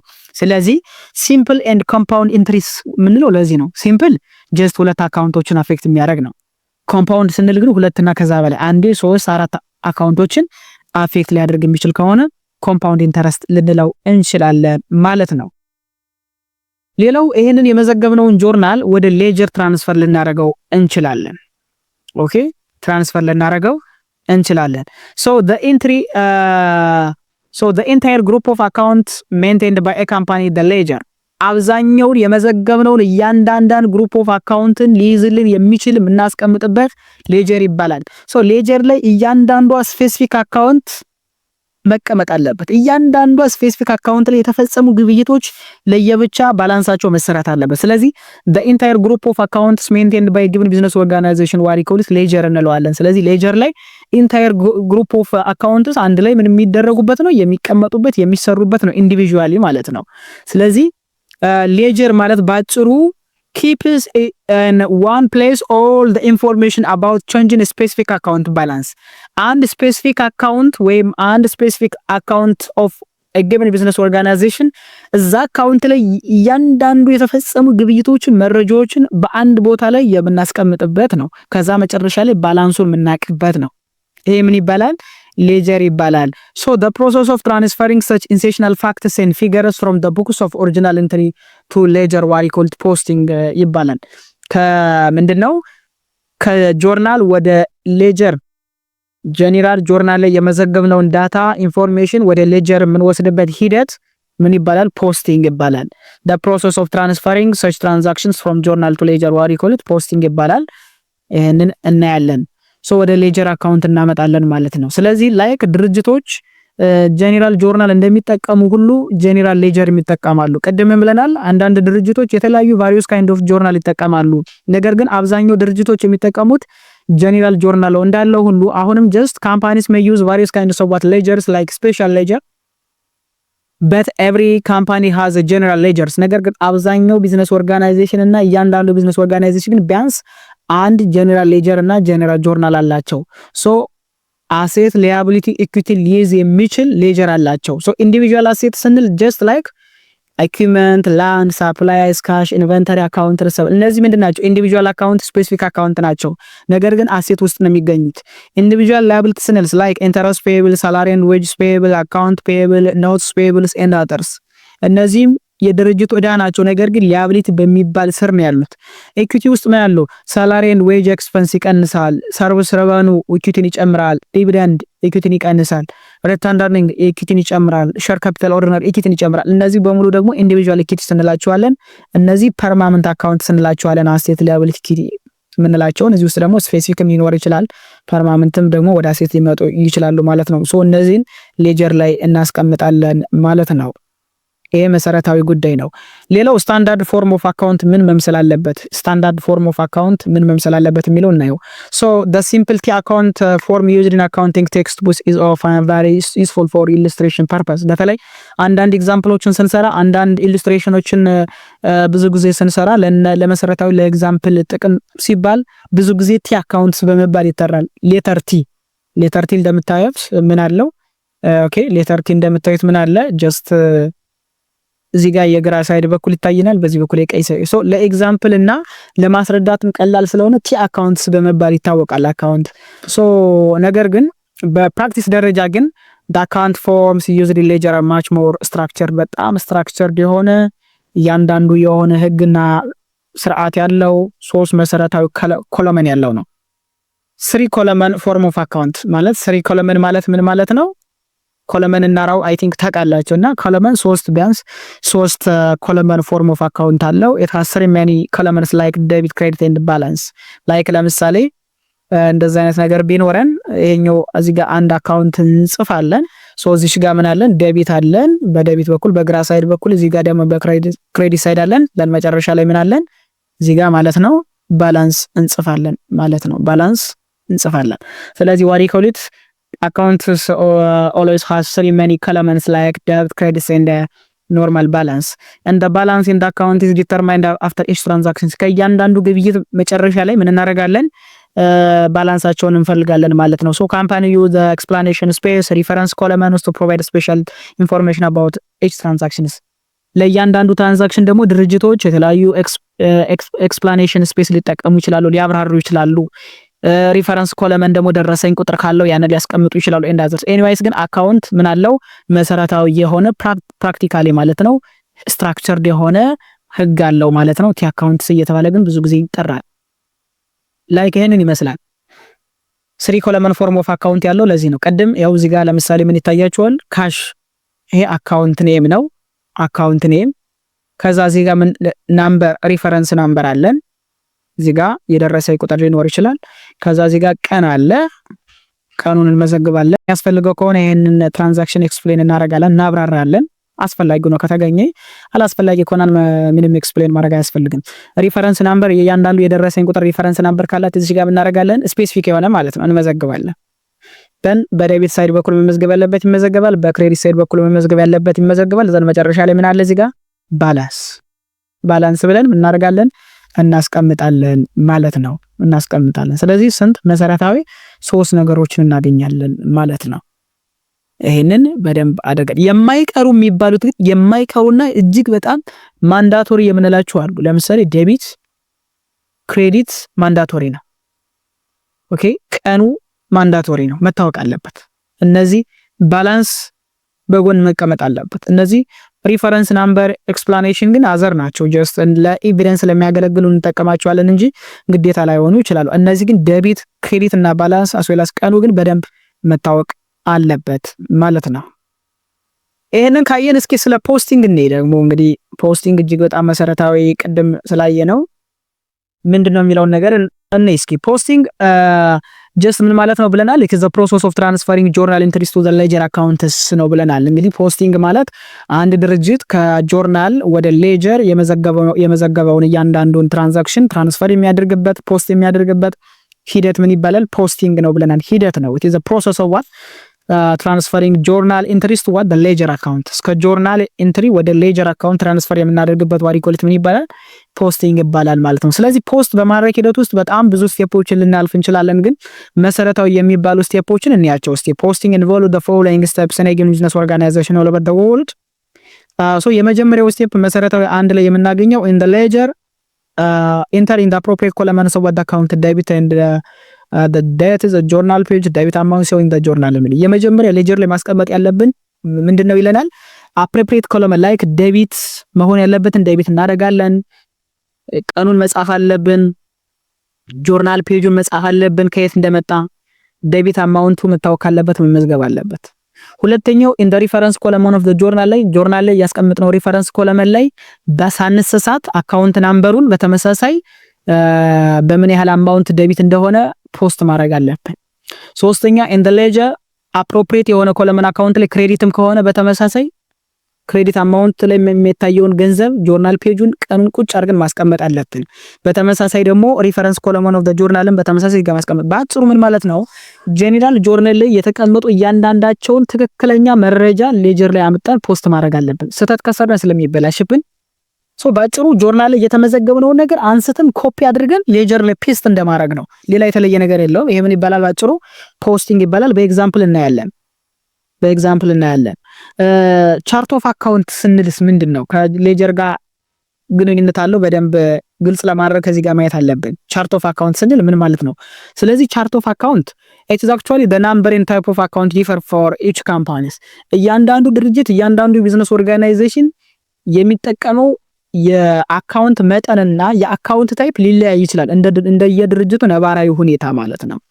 So the number of accounts depends on the amount of detail management desires ነው የሚለው። ድርጅቶች በጣም ሰፋፊ ድርጅቶች በሆኑ ቁጥር፣ በጣም ድርጅቱ ሰፊ ከሆነ የሚሰጠው አገልግሎት በሰፋ ቁጥር አካውንታቸው በዛ ልክም ከፍ እያደረገ ሊሄድ ይችላል። ስፔሲፊክ አካውንትስ ምንላቸው ማለት ነው። ለምሳሌ ድርጅቱ ሽያጭ ላይ የሚሰራ ከሆነ ካሽ አለው፣ ኢንቨንተሪ አለው። በዱቤ የሚሸጥ ከሆነስ አካውንት ሪሰብል የሚባል ነገር ይፈጠራል። አካውንት ፔብል፣ ሴል ሪተርን ኤንድ አላዋንስ፣ ፐርቸዝ ሪተርን ኤንድ አላዋንስ እያለ በጣም አካውንቱ እየሰፋ እያደገ ሊሄድ ይችላል። ስለዚህ የድርጅቶች አካውንትና መጠን እየጨመረም እየቀነሰም ሊሄድ ይችላል። ነገር ግን የሁሉም ድርጅቶች ግን ግዴታ ፐርማነንት አካውንት ሊኖራቸው ይገባል። አሴት፣ ሊያቢሊቲ እና ኢኩዊቲ ያላቸው በዛ ስር የሚዘረዘሩት ስፔሲፊክ አካውንት ግን ቁጥራቸውና መጠናቸው ግን እንደየድርጅቱ ነባራዊ ሁኔታ ሊለያይ ይችላል። ለምሳሌ አገልግሎት የሚሰጥ ድርጅት ሰርቪስ ሰርቨኑ አለው። መርቸንዳይዚንግ ወይም አምራች የምንላቸው ግን ከአገልግሎት የሚገኝ ገቢ የላቸውም፣ ከሽያጭ የሚገኝ ገቢ ነው ያላቸው። ስለዚህ እንደየድርጅቱ ነባራዊ ሁኔታ የአካውንቱ ስምና የአካውንቱ ቁጥር ሊጨምርም ሊቀንስም ይችላል ማለት ነው። So for example, the management of one company may want a single account for all type of utility expense። ለምሳሌ አንዳንድ ድርጅቶች ከዩቲሊቲ ኤክስፐንስ ጋር ተገናኝቶ አንድ ጄኔራል የሆነ ሲንግል የሆነ አካውንት ሊጠቀሙ ይችላሉ። ሌሎቹ ድርጅቶች ደግሞ ሰፓሬት ኤክስፐንስ አካውንት ሊጠቀሙ ይችላሉ። ለምሳሌ ዩቲሊቲ ብለው ጋዝ፣ ኤሌክትሪሲቲ፣ ዋተር ብለው ሊጠቀሙ ይችላሉ። አንዳንዶች ደግሞ ጀስት ዩቲሊቲ ኤክስፐንስ ብቻ ብለው የመብራትንም የውሃ ክፍያንም የጋዝ ክፍያንም አንድ ላይ ዩቲሊቲ ኤክስፐንስ ብለው ሊመዘግቡ ይችላሉ። አንዳንዶች ደግሞ እያንዳንዷን ስፔሲፊክ ለየብቻ የጋዝ ወጪ፣ የመብራት ወጪ፣ የውሃ ወጪ ብለው ለየብቻ ሊመዘግቡ ይችላሉ። ነገር ግን ሁሎችም ዩቲሊቲ ነው ሪፕሬዘንት የሚያደርጉት። ሶ ሞስት ካምፓኒ ሃቭ ኤ ቻርት ኦፍ አካውንትስ። አብዛኛው ካምፓኒ ቻርት ኦፍ አካውንት አላቸው ይሄን የሚመዘግቡበት። ሶ ቻርት ኦፍ አካውንት ስንል ጀስት አካውንት ሊስት የምናደርግበት አካውንት ናምበር የምናስቀምጥበትና ዴቢት እና ክሬዲት ሳይዱን የምናስቀምጥበት ነው። ቻርት ኦፍ አካውንትስ የምንለው ቁጥር አለው። እያንዳንዱ አካውንት ሪፕሬዘንት የሚደረግበት ቁጥር አለ። So the numbering system that identify the account usually starts with the statements of financial position accounts and fill out the income statements and return statements of cash flow። ናምበሪንግ ሲስተሙ ከምንድን ነው የሚጀምረው? እንግዲህ ኮዲንግ ማድረግ ነው። ናምበሪንግ ሲስተም ማለት ባጭሩ አካውንትን ኮድ መስጠት ነው። ኮዲንግ አሴት ብዬ ከምጽፍ ኮድ ማድረግ፣ አንድ ብዬ መጻፍ። ካሽ ብዬ ከምጽፍ 100 ብዬ መጻፍ፣ አንድ ብዬ መጻፍ። ኮድ ማድረግ ነው፣ ሌላ ምንም ነገር አይደለም። ኮድ ስናደርግ ያቀልልናል፣ ስራውን ቀለል ያደርግልናል። ስለዚህ ብዙ ጊዜ ኮዲንግ ስንጽፍ ወይም ኮዲንግ ስንጀምር ናምበሪንግ ሲስተም ስናመጣ የምንጀምረው ሁሌም ቢሆን ድርጅቶች ከባላንስ ሺት ወይም ደግሞ ከስቴትመንትስ ኦፍ ፋይናንሻል ፖዚሽን እንጀምረና ከዛ ወደ ኢንካም ስቴትመንት እንሄዳለን። ከዛ ወደ ቀሪዎች እንሄዳለን፣ ወደ ሪተርን ዳርኒንግስ፣ ከዛ ደግሞ ወደ ስቴትመንትስ ኦፍ ካሽ ፍሎው እንሄዳለን ማለት። ስለዚህ ናምበሪንግ ሲስተም ኮዲንግ ሲስተሙ የምንጀምረው ሁሌም ከስቴትመንትስ ኦፍ ፋይናንሻል ፖዚሽን ነው። ስለዚህ ናምበሪንግ ሲስተም መስጠት ማለት ባጭሩ ኮዲንግ መስጠት ነው። ኮድ ማድረግ ነው። ቁጥሮች በቁጥር አንድን አካውንት ኮድ እናደርጋለን። ለምሳሌ የአንድ ኤግዛምፕል ነው ጀስት ይሄንን ኤግዛምፕል እኔ ሰች ፒነር አድቨርታይዚንግ ኤጀንሲ ኢንዲፔንደንት ካምፓኒ ይባላል። ሶ ዲስ ፓይነር አድቨርታይዚንግ ኤጀንሲ ሶ የዚህ ድርጅት ለምሳሌ ቻርት ኦፍ አካውንት ይሄንን ይመስላል። እንደየድርጅቱ ነባራዊ ሁኔታ ሊቀየር ይችላል። ለምሳሌ አሴት ሴክሽን ላይ ካሽ 101 ነው ሪፕሬዘንት 101 ከተባለ በዛ ድርጅት የሚታወቀው ካሽ ነው ሲስተሙ የሚያውቀው። 112 አካውንት ሪሲቨብል ነው። 126 ሳፕላይ ነው። 130 ፕሪፐር ኢንሹራንስ ነው። ኢኩዊፕመንት አኮሙሌትድ ዲፕሪሲዬሽን 158 ነው። እነዚህ ምንድናቸው? ባጭሩ ኮድ ተደርገዋል። እነዚህ ኮዲንግ ናቸው። እነዚህ ደግሞ በኔም ኦፍ አካውንትስ ናቸው። ሁለተኛው ሊያቢሊቲ ላይ ሊያቢሊቲ ስንል 200 ነው። ስለዚህ ከ100 እስከ 199 በሙሉ ምን ሪፕሬዘንት ይደረጋል? አሴት ሪፕሬዘንት ይደረጋል። አሴት ውስጥ ያሉ አካውንቶች ይጻፋሉ። ከ200 እስከ ስንት ማለት ነው? ከ200 እስከ 300 ደግሞ ሊያቢሊቲን ሪፕሬዘንት እናደርጋለን። ለምሳሌ 200 ስንል ኖትስ ፔብል ማለታችን ነው፣ የረጅም ጊዜ ብድር። 201 ስንል አካውንት ፔብል የአጭር ጊዜ ብድር። 209 ስንል አንርንድ ሰርቪስ ሰርቨኑ እያለ ነው። ስለዚህ 212 ሳላሪ ኤንድ ዌጅስ ፔብል ኮድ ተደርገዋል። ኖትስ ፔብል ኮድ የተደረገው በ200 ነው። አካውንት ፔብል ኮድ የተደረገው በ201 ነው ማለት ነው። ኢኩዊቲ ጋር በተመሳሳይ ሼር ካፒታል ኦርዲናሪ ስንል 311 ማለታችን ነው። ስለዚህ ኢኩዊቲ ደግሞ ከ300 ምናምን ጀምሮ እስከ 400 ድረስ ያለው እስከ 399 ኢኩዊቲ ይባላል። ኮድ ማድረግ ነው። ረቨኑ 400 ነው ኮድ የተደረገው። ኤክስፐንስ ደግሞ ከ600 እስከ 900 ድረስ ያለው ደግሞ በሙሉ ምን ይይዛል? ኤክስፐንስን ይይዛል። ስለዚህ ባጭሩ ድርጅቶች የራሳቸውን አካውንት በተለያየ ቁጥር ምን ሊያደርጉ ይችላሉ? ኮድ ሊያደርጉ ይችላሉ ማለት ነው። ይሄ በየትኛውም ድርጅት አለ። ለምሳሌ ካሽ እያለ ከመጻፍ 101 ብሎ ቢጽፍ በጣም ይቀለዋል፣ ኮድ ያደርግለታል። ሲስተሙን በደንብ ያውቀዋል። በቀላሉ ብዙ ነገሮችን ለመስራት ያገለግላል ማለት ነው። እንግዲህ ይሄንን አንደርስታንድ ማድረግ አለብን ማለት ነው። ይሄ መሰረታዊ የሚባለው አሁን ያየነው ነው። ከዚህ በኋላ ደግሞ ምን እናያለን? ሪካርዲንግ ፕሮሰስ ኤግዛምፕል። አሁን በቲዮሪ ያየነውን ነገር በቁጥር ማየት አለብን። በቁጥር ማናይ ከሆነ ምን አይለንም? አይገባንም። ስለዚህ አንድ ባንድ ምን ማድረግ አለብን? በቁጥር መመልከት አለብን። ሉክ አሁን እኛ እዚህ ጋር የተዘረዘሩ አንዳንድ ነገሮችን አሳያችኋለሁ። ኤግዛምፕል ቤዚክ ስቴፕ ኢን አካውንቲንግ፣ በተለይ ደግሞ ኢን ዘ ሪካርዲንግ ፕሮሰስ ላይ ቤዚክ ስቴፖችን እንዴት ጠብቀን መመዝገብ እንዴት እንዳለብን፣ እንዴት ወደ ሌጀር ፖስት ማድረግ እንዳለብን አንድ ባንድ ከዚህ በኋላ አሳያችኋለሁ። ሶ ለምሳሌ ዲስ አካውንቲንግ ፔሪድ ማለት ነው። በዚህ አካውንቲንግ ፔሪድ ማለት ነው ኦክቶበር ላይ ቤዚክ አናሊሲስ ምንላቸው፣ ዴቢት ኤንድ ክሬዲት አናሊሲስ ምንላቸው መሰራት አለባቸው። ጆርናላይዚንግ እና ፖስቲንግ ኦፍ ኢች ትራንዛክሽን መምጣት አለበት። ስለዚህ ይሄን እናያለን። ስለዚህ ለፎር ሲምፕሊሲቲ ነገሮችን ቀለል ለማድረግ ሁሌም ቢሆን ቻርት ኦፍ አካውንት ላይ አካውንትን ቲ አካውንት መጠቀም አለብን። ስለዚህ የእያንዳንዱ ትራንዛክሽን አናሊሲስ ምንድነው መሰረታዊ ጥቅሙ ከተባለ it is a very essential to identify the type of account involved፣ የትኛውን አካውንት ላይ ነው የምንሰራ የሚለውን ነገር ለማወቅ to determine whether to make a debit or credit to the account፣ አካውንቱ ላይ ዴቢት ነው ወይስ ክሬዲት ነው የተደረገ የሚለውን ነገር ለማወቅ ትራንዛክሽን አናሊሲስ መስራት ያስፈልጋል ማለት ነው። ሶ አንድ ባንድ እስኪ እንመልከታቸው። ለምሳሌ የመጀመሪያ ትራንዛክሽን እንግዲህ እስኪ የመጀመሪያ ትራንዛክሽን 1 እንግዲህ ይሄ የመጀመሪያ አንደኛ ትራንዛክሽን ነው። ምን ይላል? on October 1 CR this investors 10,000 cash in an advertising company to be known as such a pioneer advertising agency independent company ነው። እንግዲህ ይሄ ግብይት ነው።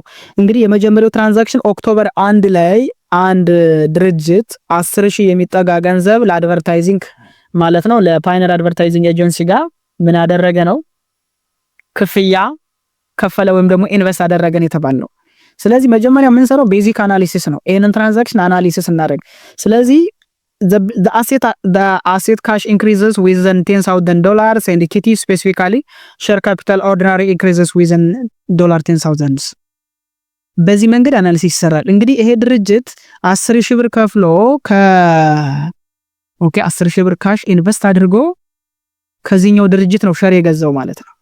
ሸር የገዛው ኢንቨስት ያደረገው። ስለዚህ 10,000 ብር ከተከፈለ የዚህኛው የፓይነር አድቨርታይዚንግ ኤጀንሲ ካምፓኒ አሴት በ10,000 ምን ያደርጋል? ይጨምራል። አሴት ይጨምራል። በካሽ የሚባል ስፔሲፊክ አካውንት ጥሬ ገንዘብ ይጨምራል። ሊያቢሊቲ ጋር ምንም አይነት እዳ ስለሌለ ኢፌክቱ ዜሮ ነው። ኢኩዊቲ የድርጅቱ ኢኩዊቲ ሼር ካፒታል ኦርዲናሪ ኢሹ ሼር ስለተደረገ በ10,000 ይጨምራል። ይሄንን አንድ መረዳት አለብን። ስለዚህ የድርጅቱ ሼር ካፒታል በ10,000 ጨምሯል። በተመሳሳይ አሴቱ በ10 ሺህ ጨምሯል ካሽ። ሁለተኛ ዴቢት ኤንድ ክሬዲት ሳይዱን እንመልከት። ዴቢት ኤንድ ክሬዲት አናሊሲስ ማለት ነው። ዴቢት ኢንክሪዝ አሴትስ ነው ብለናል ቅድም። አሴት ሲጨምር በዴቢት በኩል ይመዘገባል ብለናል። ስለዚህ ካሽ ስለጨመረ የአሴት የካሽ ባላንስ ማለት ነው በ10 ሺህ ዴቢት ሆኖ ይመዘገባል። ክሬዲት ኢንክሪዝ ኢኩዊቲ፣ ኢኩዊቲ ሲጨምር ደግሞ በክሬዲት ሳይድ በኩል በራይት ሳይድ በኩል እንመዘግባለን ሼር ካፒታል ኦርዲናሪ ብለን በ10 ሺህ። ስለዚህ ጆርናል ኢንትሪያችን ኦክቶበር 1 ቀን እናስቀምጣለን። ካሽ ዴቢት ሳይድ ላይ በ10 ሺህ ይጨምራል። ሪፈረንስ ናምበሩን እዚህ ጋር እናስቀምጣለን። ሼር ካፒታል ኦርዲናሪ ኢኩዊቲን ደግሞ በተመሳሳይ በ10 ሺህ እናደርጋለን፣ እንጨምራለን፣ ክሬዲት እናደርጋለን። ስለዚህ ዴቢት እኩል ይሆናል ክሬዲት። ፖስቲንግ ስናደርግ ሌጀር ላይ ስናስቀምጥ ቲ አካውንት ላይ አካውንት ኔም እንጽፋለን፣ ሪፈረንስ ናምበር እንጽፋለን። ካሽ ኦክቶበር 1 በስንት ዴቢት ሆኗል? በ10 ሺህ። ሁለተኛው ፖስት ስናደርግ ሌጀር ላይ ሼር ካፒታል ኦርዲናሪ አካውንቱን እንጽፋለን። ደን እዚህ ጋር ቻርት ኦፍ አካውንት ናምበሩን እዚህ ጋር እናስቀምጣለን። ክሬዲት በስንት ሆኗል? በ10 ሺህ። እንደዚህ አድርገን እናስቀምጣለን። የመጀመሪያው ትራንዛክሽንን ቤዚክ አናሊሲስ እንሰራለን፣ ኢኩዌሽን አናሊሲስ እንሰራለን፣ ዴቢት ክሬዲት አናሊሲስ እንሰራለን፣ ጆርናል ኢንትሪ እንመዘግባለን፣ ወደ ሌጀር ፖስት እናደርጋለን። ይሄ ዋሪኮሊት ምን ይባላል? ይሄ ሪካርዲንግ ፕሮሰሱ ነው የሚያሳየው ማለት ነው። ሁለተኛውን ትራንዛክሽን እንመልከት። ትራንዛክሽን 2 ሁለተኛ ትራንዛክሽን on October 1 the pioneer purchase office equipment costing $5,000 by signing a 3 months 12% 5,000 notes payable። ይሄ ድርጅት እንግዲህ the pioneer ምንድነው ኢኩዊፕመንት ገዛ። የገዛው ግን በምንድን ነው? በዱቤ ነው የገዛው። በ5,000 ብር ነው የተገዛው። በ5,000 ብር በ3 ወር ሊከፈል የሚችል በ12% ወለድ ያለው ኖትስ ፔየብል ነው። እንግዲህ ኖትስ ፔየብል በእዳ ነው የተገዛው ማለት ነው። ስለዚህ ቤዚክ አናሊሲሳችን ምንድነው መሆን ያለበት? the asset equipment increase within $5,000 and the liability of the company especially notes payable increase within $5,000። የድርጅቱ አሴት በኢኩዊፕመንት በ5,000 ሲጨምር እንዲሁም በተመሳሳይ የድርጅቱ እዳ ኖትስ ፔየብል በሚባል ስፔሲፊክ አካውንት በ5,000 ጨምሯል። ስለዚህ ኢኩዌሽን አናሊሲስ ቤዚክ አካውንቲንግ ኢኩዌሽን ላይ ስንመጣ አሴት በኢኩዊፕመንት በ5,000 ዴቢት ይጨምራል። ዴቢት ፕላስ ነው የሚለው እኩል ይሆናል ሊያቢሊቲ አሁን እዳ በእዳ ስለተገዛ ኖትስ ፔየብል የሚባለው በ5,000 ይጨምራል። ኢኩዊቲ ጋር ምንም አይነት ኢፌክት የለም ስላልተከፈለ። ዴቢት ኤንድ ክሬዲት አናሊሲሱን ስንሰራ ዴቢት ኢንክሪዝ አሴት፣ ዴቢት ሁሌም በዴቢት በኩል የሚጻፍ በሙሉ አሴትን ይጨምራል። በክሬዲት በኩል የሚጻፍ ደግሞ ሁሌም ሊያቢሊቲን ይጨምራል፣ አሴትን ይቀንሳል። ስለዚህ ክሬዲት ኢንክሪዝ ሊያቢሊቲ ነው የሚለን። ኖትስ ፔየብል በ5,000 ስለጨመረ ሊያቢሊቲን ጨምሯል። ጆርናል ኢንትሪ ላይ እንግዲህ መጣን ጆርናል ኢንትሪ እንመዘግባለን። ኢንትሪ ላይ እንግዲህ ጆርናል ኢንትሪ ስንመዘግብ ኦክቶበር 1 ቀኑን በተመሳሳይ በዛ ቀን ስለተፈጸመ ይሄ ግብይት ኢኩዊፕመንት ሪፈረንስ ናምበሩን እናስገባለን። ዴቢት እቺኛዋ በነገራችን ላይ እንዳትሳሳቱ ዴቢት ነች። ኦኬ እዚህ ጋር ደግሞ ክሬዲት ነው ክሬዲት። ስለዚህ ኢኩዊፕመንት በ5,000 ዴቢት ነው ይጨምራል። ኖትስ ፔየብል ደግሞ እዳ ስለጨመረ ክሬዲት ላይ ይመዘገባል። በስንት? በ5,000 ይጨምራል። ስለዚህ 5,000 እኩል ይሆናል 5,000። then we are going to what posting these transactions from journal entry to from journal to what ledger። ይሄንን የመዘገብነውን ጆርናል ኢንትሪ ከጆርናሉ ወደ ሌጀር እንወስዳለን። ስለዚህ ስፔሲፊክ አካውንት ኔም ኦፍ አካውንት ኢኩዊፕመንት አለን፣ ሪፈረንስ ናምበር አለን፣ ኖትስ ፔየብል ደግሞ አለን 200 ነው። ፖስት ስናደርግ ኦክቶበር 1 ኢኩዊፕመንት በ5,000 ጨምሯል፣ ዴቢት ላይ እንመዘግባለን። ኖትስ ፔየብል ደግሞ ክሬዲት ላይ በ5,000 እንመዘግብና እንጽፋለን። ይሄ ሁለተኛውን ትራንዛክሽን በዚህ መንገድ እንጨርሳለን ማለት ነው። ሌላው ኦክቶበር 2 ላይ ሶስተኛ ትራንዛክሽን ነው ይሄኛው። ኦክቶበር 2 ላይ ምን አለ? ዲስ ካምፓኒ ሪሲቭስ ዋት ምንድነው የተቀበለው? 1,200 ካሽ አድቫንስ ፍሮም ዋት such companies like Nox የሚባል ካምፓኒ like a client for advertising service that are expected to be completed by December 31st። እንግዲህ ይሄ ድርጅት ማለት ነው ለአድቨርታይዚንግ አገልግሎት ለመስጠት አስቀድሞ $1,200 ተቀብሏል። ወደፊት ወደ ዲሴምበር 31 ነው አክቹአሊ ምን የሚደረገው አገልግሎት የሚሰጠው ማለት ነው። ስለዚህ አስቀድሞ ገንዘብ ከተቀበለ ይሄ ድርጅት ምን አለበት? ገንዘብ ተቀብሏል፣ ነገር ግን አገልግሎት አልሰጠም። ስለዚህ እዳ አለበት፣ ገና አገልግሎቱን መስጠት አለበት። ስለዚህ ቤዚክ አናሊሲሱ ምን መምሰል አለበት? the asset especially the asset accounts ምንለው ማለት ነው። the asset cash increases within $1,200 within $1,200 and the liability especially unearned service revenue ነው። ገና unearned ነው ማለት እዳ አለብን እያለ ነው። የሰርቪስስ revenue increases within $1200 because the service has not been provided yet እስካሁን ድረስ አገልግሎቱ እስካልተሰጠ ድረስ unearned revenue ብለን እንመዘግበዋለን። ስለዚህ ሊያብሊቲ ነው የሚያሳየው። So when this company receives an advance payment አስቀድሞ ክፍያ የሚቀበል ከሆነ it should record unearned revenue as a liability እዳን ስለሚያመለክት in order to recognize the obligation that this obligation እንዳለብን ኃላፊነት እንዳለብን ለማሳየት unearned revenue ብለን እንመዘግባለን። ብዙ ጊዜ ግን liability ስንል ወርዱ payable ተከፋይ የሚል አለ በታይትሉ ማለት ነው። ነገር ግን unearned revenue ስንልም considered as a liability even though the word payable is not used። ብዙ ጊዜ liability ሲባል payable የሚባል ቃል ለምንጠቀመው፣ ነገር ግን እዚህ ጋርም unearned revenue የሚል ቃል ብንጠቀምም የሚያሳየው ግን liability የሚለው እዳ እንዳለ obligation እንዳለ አገልግሎት ገና የምንሰጠው እንዳለን ያሳያል። በቀለል አማርኛ እናንተ ለምሳሌ የሆነ አገልግሎት ተሰጣለው ብላችሁ ገንዘብ ብትቀበሉ አገልግሎቱን እስካልሰጣችሁ ድረስ የተቀበላችሁት ገንዘብ እዳ አለባችሁ እንደ እዳ ነው የሚቆጠረው። አገልግሎቱን እስከምትሰጡት ድረስ ዋሪኮሊቲ እንደ liability ይቆጠራል ነው። ስለዚህ ወደ ኢኩዌሽን አናሊሲስ ስንመጣ እንግዲህ ካሽ በ1200 ይጨምራል። 1200 ስለተቀበለ 1200 ካሽ ይጨምራል።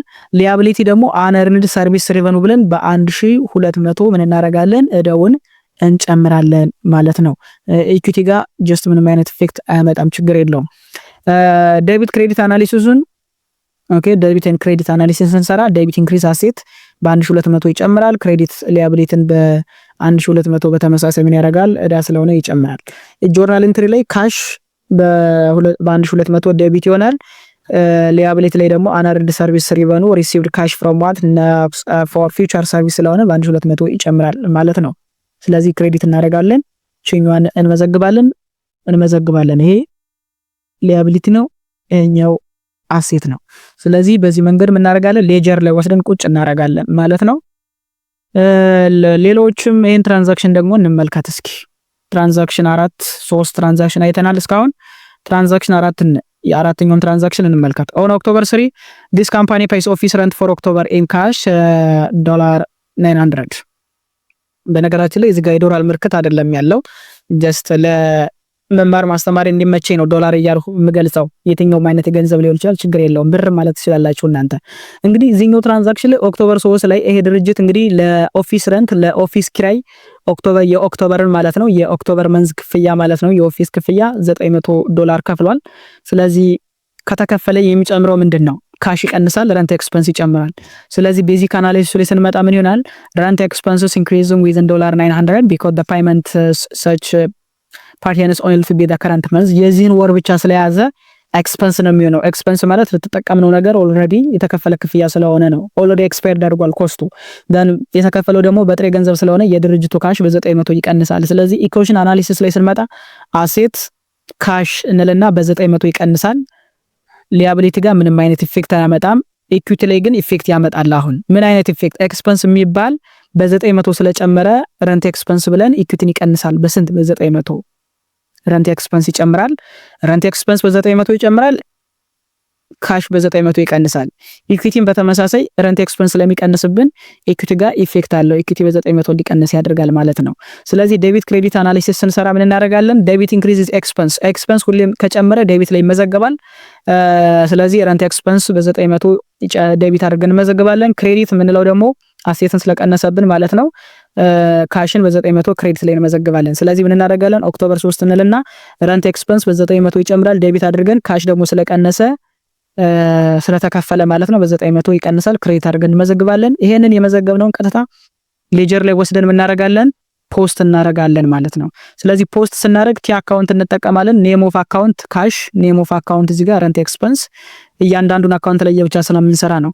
ስለዚህ ኦክቶበር 1 ቅድም እንደምታስታውሱት 10,000 መዝግበን ነበረ። ዘና 1200 ገቢ መዝግቦ ነበር። አሁን ኦክቶበር 3 ላይ 900 ብር ስለከፈለ ክሬዲት ላይ ካሽን እንመዘግባለን። እነዚህ ሁለቶች ቅድም የተመዘገቡ ናቸው። ረንት ኤክስፐንስ ደግሞ እስካሁን አዲስ አካውንት ስለሆነ በ900 ብር ጨምሯል። ምን እናደርጋለን? ዴቢት ላይ እንመዘግባለን ማለት ነው። ይሄንን አንደርስታንድ ማድረግ አለብን። ሌላው ኦክቶበር ትራንዛክሽን 5 እስኪ ትራንዛክሽን 5 ግብይት 5 ማለታችን ነው። ግብይት 5 ላይ on October 4 this company pays $600 for a 1-year insurance policy that will expire next year on September 30 ይላል። ይሄ ድርጅት እንግዲህ የመድህን አገልግሎት ለማግኘት ለአንድ ዓመት የኢንሹራንስ ፖሊሲ እንግዲህ ገዛ ነው የሚለን። የገዛው ደግሞ $600 ከፍሎ ነው። በሚቀጥለው አመት ነው ኤክስፓየርድ የሚያደርገው። ኤክስፓየርድ እስካላደረገ ድረስ ኤክስፐንስ ሊሆን አይችልም፣ ኢንሹራንስ ኤክስፐንስ ሊሆን አይችልም። ስለዚህ ቤዚክ አናሊሲሳችን ምንድነው መምሰል ያለበት ነው የሚለው the assets prepaid insurance increases within $600 ብር so basic analysis ምንድነው መሆን ያለበት the assets prepaid insurance increase within $600 because the payment extends to more than the current month ከዚህ መንዝ በሌላ ብዙ ወራቶች ለአንድ አመት ስለሚቆይ prepaid rent ቅድመ ክፍያ ነው። ቅድመ ክፍያ ደግሞ ከሆነ ሀብት ነው። ለወደፊቱ እኛን ስለምንጠቀምበት እንደ ሀብት ይቆጠራል። so the assets cash decrease within 600 ነገር ግን ድርጅቱ ምንም እንኳን ቅድመ ክፍያ 600 ብር ቢከፍልም የከፈለው በካሽ ነው። ስለዚህ ካሽ ይቀንሳል። ነገር ግን ደግሞ የተከፈለው ለምንድን ነው? የመድን አገልግሎት ለኢንሹራንስ ስለሆነ ኢንሹራንስ ለወደፊት የምንጠቀም ስለሆነ የኛ ፊውቸር ቤኔፊት ይዞ ስለሚመጣ እንደ አሴት ይቆጠራል። ስለዚህ ፕሪፔድ ኢንሹራንስ ብለን እንመዘግባለን ዴቢት ላይ፣ ክሬዲት ላይ ደግሞ ካሽን እንመዘግባለን ማለት ነው። ስለዚህ ፓይመንት ኦፍ ኤክስፐንስ that will benefit more than one accounting period are prepaid expense or prepayments አንድ አመትና ከዛ በላይ ወደፊት ለምንጠቀመው ነገር ቅድሚያ ክፍያ ስለሆነ ቤኔፊት ይዞልን ስለሚመጣ እንደ prepaid expense ይቆጠራል፣ እንደ ቅድመ ክፍያ ይቆጠራል። ፕሪፓይመንት ነው የሚለን። so when a company makes a payment it debits an asset account in order to show the service or benefit that will be received in the future ወደፊት ለምናገኘው ቤኔፊት አሁን ላይ ምን ብለን እንመዘግባለን? አሴት ላይ እንመዘግባለን ወደፊት ለምናገኘው ጥቅም። ስለዚህ ምን እናደርጋለን? ኢኩዌሽን አናሊሲስ ላይ ስንመጣ አሴት ካሽ በ600 ቀንሷል ስለተከፈለ ፕሪፔድ ኢንሹራንስ ደግሞ እንደገና ተጨማሪ አሴት አካውንት አግኝተናል። ፕሪፔድ ኢንሹራንስ ቅድመ ክፍያ ያለ ኢንሹራንስ ማለት ነው 600 ብር እንመዘግባለን። ሊያቢሊቲ ኤንድ ኢኩዊቲ ላይ ምንም አይነት ኢፌክት የለው። ስለዚህ ጆርናል ኢንትሪያችን ምን ይሆናል? ዴቢት ኢንክሪዝ አሴት ስለሚያሳይ ፕሪፔድ ኢንሹራንስ በ600 ዴቢት እናደርጋለን። ካሽን ደግሞ በ600 እንቀንሳለን፣ ክሬዲት ላይ እንጽፋለን። ስለዚህ ካሽ እዚህ ጋር የመዘገብነውን ጆርናል ኢንትሪ መልሰን ወደዚህ ምን እናደርጋለን? ፖስት ስናደርገው ካሽ 10 ሺህ ነበር እንደ ቤት መጀመሪያ ላይ፣ ከዛ 1200 ገቢ አግኝቷል። ቅድም 900 ብር ለአድቨርታይዚንግ ከፍሏል። አሁን 600 ብር ከፍሏል። በክሬዲት ሳይድ በኩል እንመዘግባለን። እዚህ ጋር ደግሞ በዴቢት ፕሪፔድ ኢንሹራንስ አዲስ አካውንት ሌጀር ላይ እንወስድና ኦክቶበር 4 ብለን ዴቢት በ600 ብር እንመዘግባለን ዊዝን ሪፈረንስ ናምበርስ ይሄንን እናስቀምጣለን። ሌላ ትራንዛክሽን እስኪ እንመልከት። ስድስተኛ ትራንዛክሽን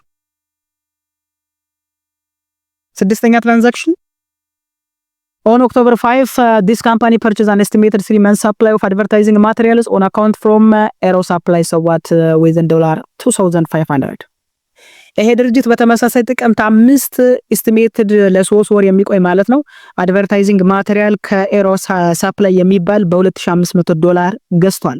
ስለዚህ ቤዚክ አናሊሲሳችን ምንድነው? ሳፕላይ የተገዛው ማቴሪያል ምንድነው? ሳፕላይ አላቂ ዕቃ ነው። ስለዚህ ዘ አሴት ሳፕላይ ደግሞ አሴት ነው፣ ሀብት ነው። ስለዚህ ዘ አሴት ሳፕላይ ኢንክሪዝን ዊዝን $2,500 and the liability account payable increase within what $2,500 ሳፕላይ የተገዛው በምንድነው? ኤስቲሜትድ 3 መንዝ ነው። በዳን የተገዛው ገንዘብ አልተከፈለም። በዱቤ ነው የተገዛው፣ በዳን የተገዛው። ስለዚህ የድርጅቱ ዕዳ በ2500 ይጨምራል። በተመሳሳይ የድርጅቱ አሴት ሳፕላይ አላቂ ዕቃዎች የሚባል አዲስ አካውንት ስላገኘን በ2500 ይጨምራል። ስለዚህ ጆርናል ኢንትሪ ምን አድርገን እንመዘግባለን? ዴቢት ክሬዲት አናሊሲሱን ስንሰራ ዴቢት ኢንክሪዝ አሴት ሰን ዴቢት ሳፕላይ $2,500 ክሬዲት ኢንክሪዝ ሊያቢሊቲን ይጨምራል። ስለዚህ አካውንት ፔብል በ$2,500 እንጨምራለን። ስለዚህ ጆርናል ኢንትሪያችን ስንመዘግበው ምን መምሰል አለበት? ኦክቶበር 5 ቀኑን እንጽፋለን። ስለዚህ ሳፕላይ በ$2,500 ዴቢት ይጨምራል። ኦኬ አካውንት ፔብልም ሊያቢሊቲ ስለሆነ ክሬዲት ነው እዚህ ጋር የምናደርገው በ$2,500 ይጨምራል። ፐርቼዝ ሳፕላይስ ኦን አካውንት ፍሮም ዋት ኤሮ ሳፕላይስ ከኤሮ አቅራቢ ድርጅቶች በዱቤ በእዳ የተገዛ ሳፕላይ ስለሆነ የድርጅቱ ዕዳ ይጨምራል። በተመሳሳይ የድርጅቱ አሴት ወይም ደግሞ ሳፕላይስ ይጨምራል። ስለዚህ ፖስት ስናደርገው ሳፕላይ የሚባል አዲስ አካውንት አግኝተናል። ኦክቶበር 5 ላይ ዴቢት በ$2,500 አካውንት ፔብል አዲስ አካውንት ክሬዲት እናደርጋለን። በስንት? በ$2,500። ስለዚህ ይሄኛው ምን ይባላል? ሌጀር ይባላል። ይሄኛው ደግሞ ጆርናል ኢንትሪ ጆርናላይዚንግ የመዘገብነው ነው። በዚህ መንገድ ስድስተኛውን ትራንዛክሽን መስራት እንችላለን። አሁን ይሄንን እያንዳንዱን የመዘገብናቸውን እያንዳንዱን ትራንዛክሽን ላይ እስኪ ለምሳሌ ኦን ኦክቶበር 9 this company here is for employees to begin work on October 50. Each employee to receive a weekly salary of $500 for a 5-day work week, payable every 2 weeks. First payment made on October 26. ልብ በሉ አሁን ትራንዛክሽን ወይም ግብይት በአካውንቲንግ የሚመዘገብ ኢኮኖሚካል ኢቨንት ብቻ ነው። ኢኮኖሚካል ኢቨንት ያልሆነ ትራንዛክሽን ሪከርድ አይደረግም። ኢኮኖሚክ ኢቨንት ያልሆነ አይመዘገብም። አሁን እዚህ ጋር ኦክቶበር 9 ላይ ምንድነው የተደረገው?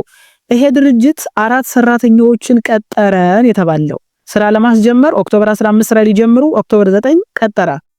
እያንዳንዱ የተቀጠሩ ሰራተኞች የሚቀበሉት ሳምንታዊ የሆነ ደሞዛቸው $500 ነው። በሳምንት ውስጥ 5 ቀን ይሰራሉ። የሚከፈላቸው ክፍያ ደግሞ በየ2 ሳምንቱ ነው። የመጀመሪያው ክፍያ የሚከፈላቸው ስንት ነው? መቼ ነው? ኦክቶበር 26 ነው። አሁን ይሄ ስምምነት ነው። ምንም የተፈጸመ ኢኮኖሚክ ኢቨንት የለም።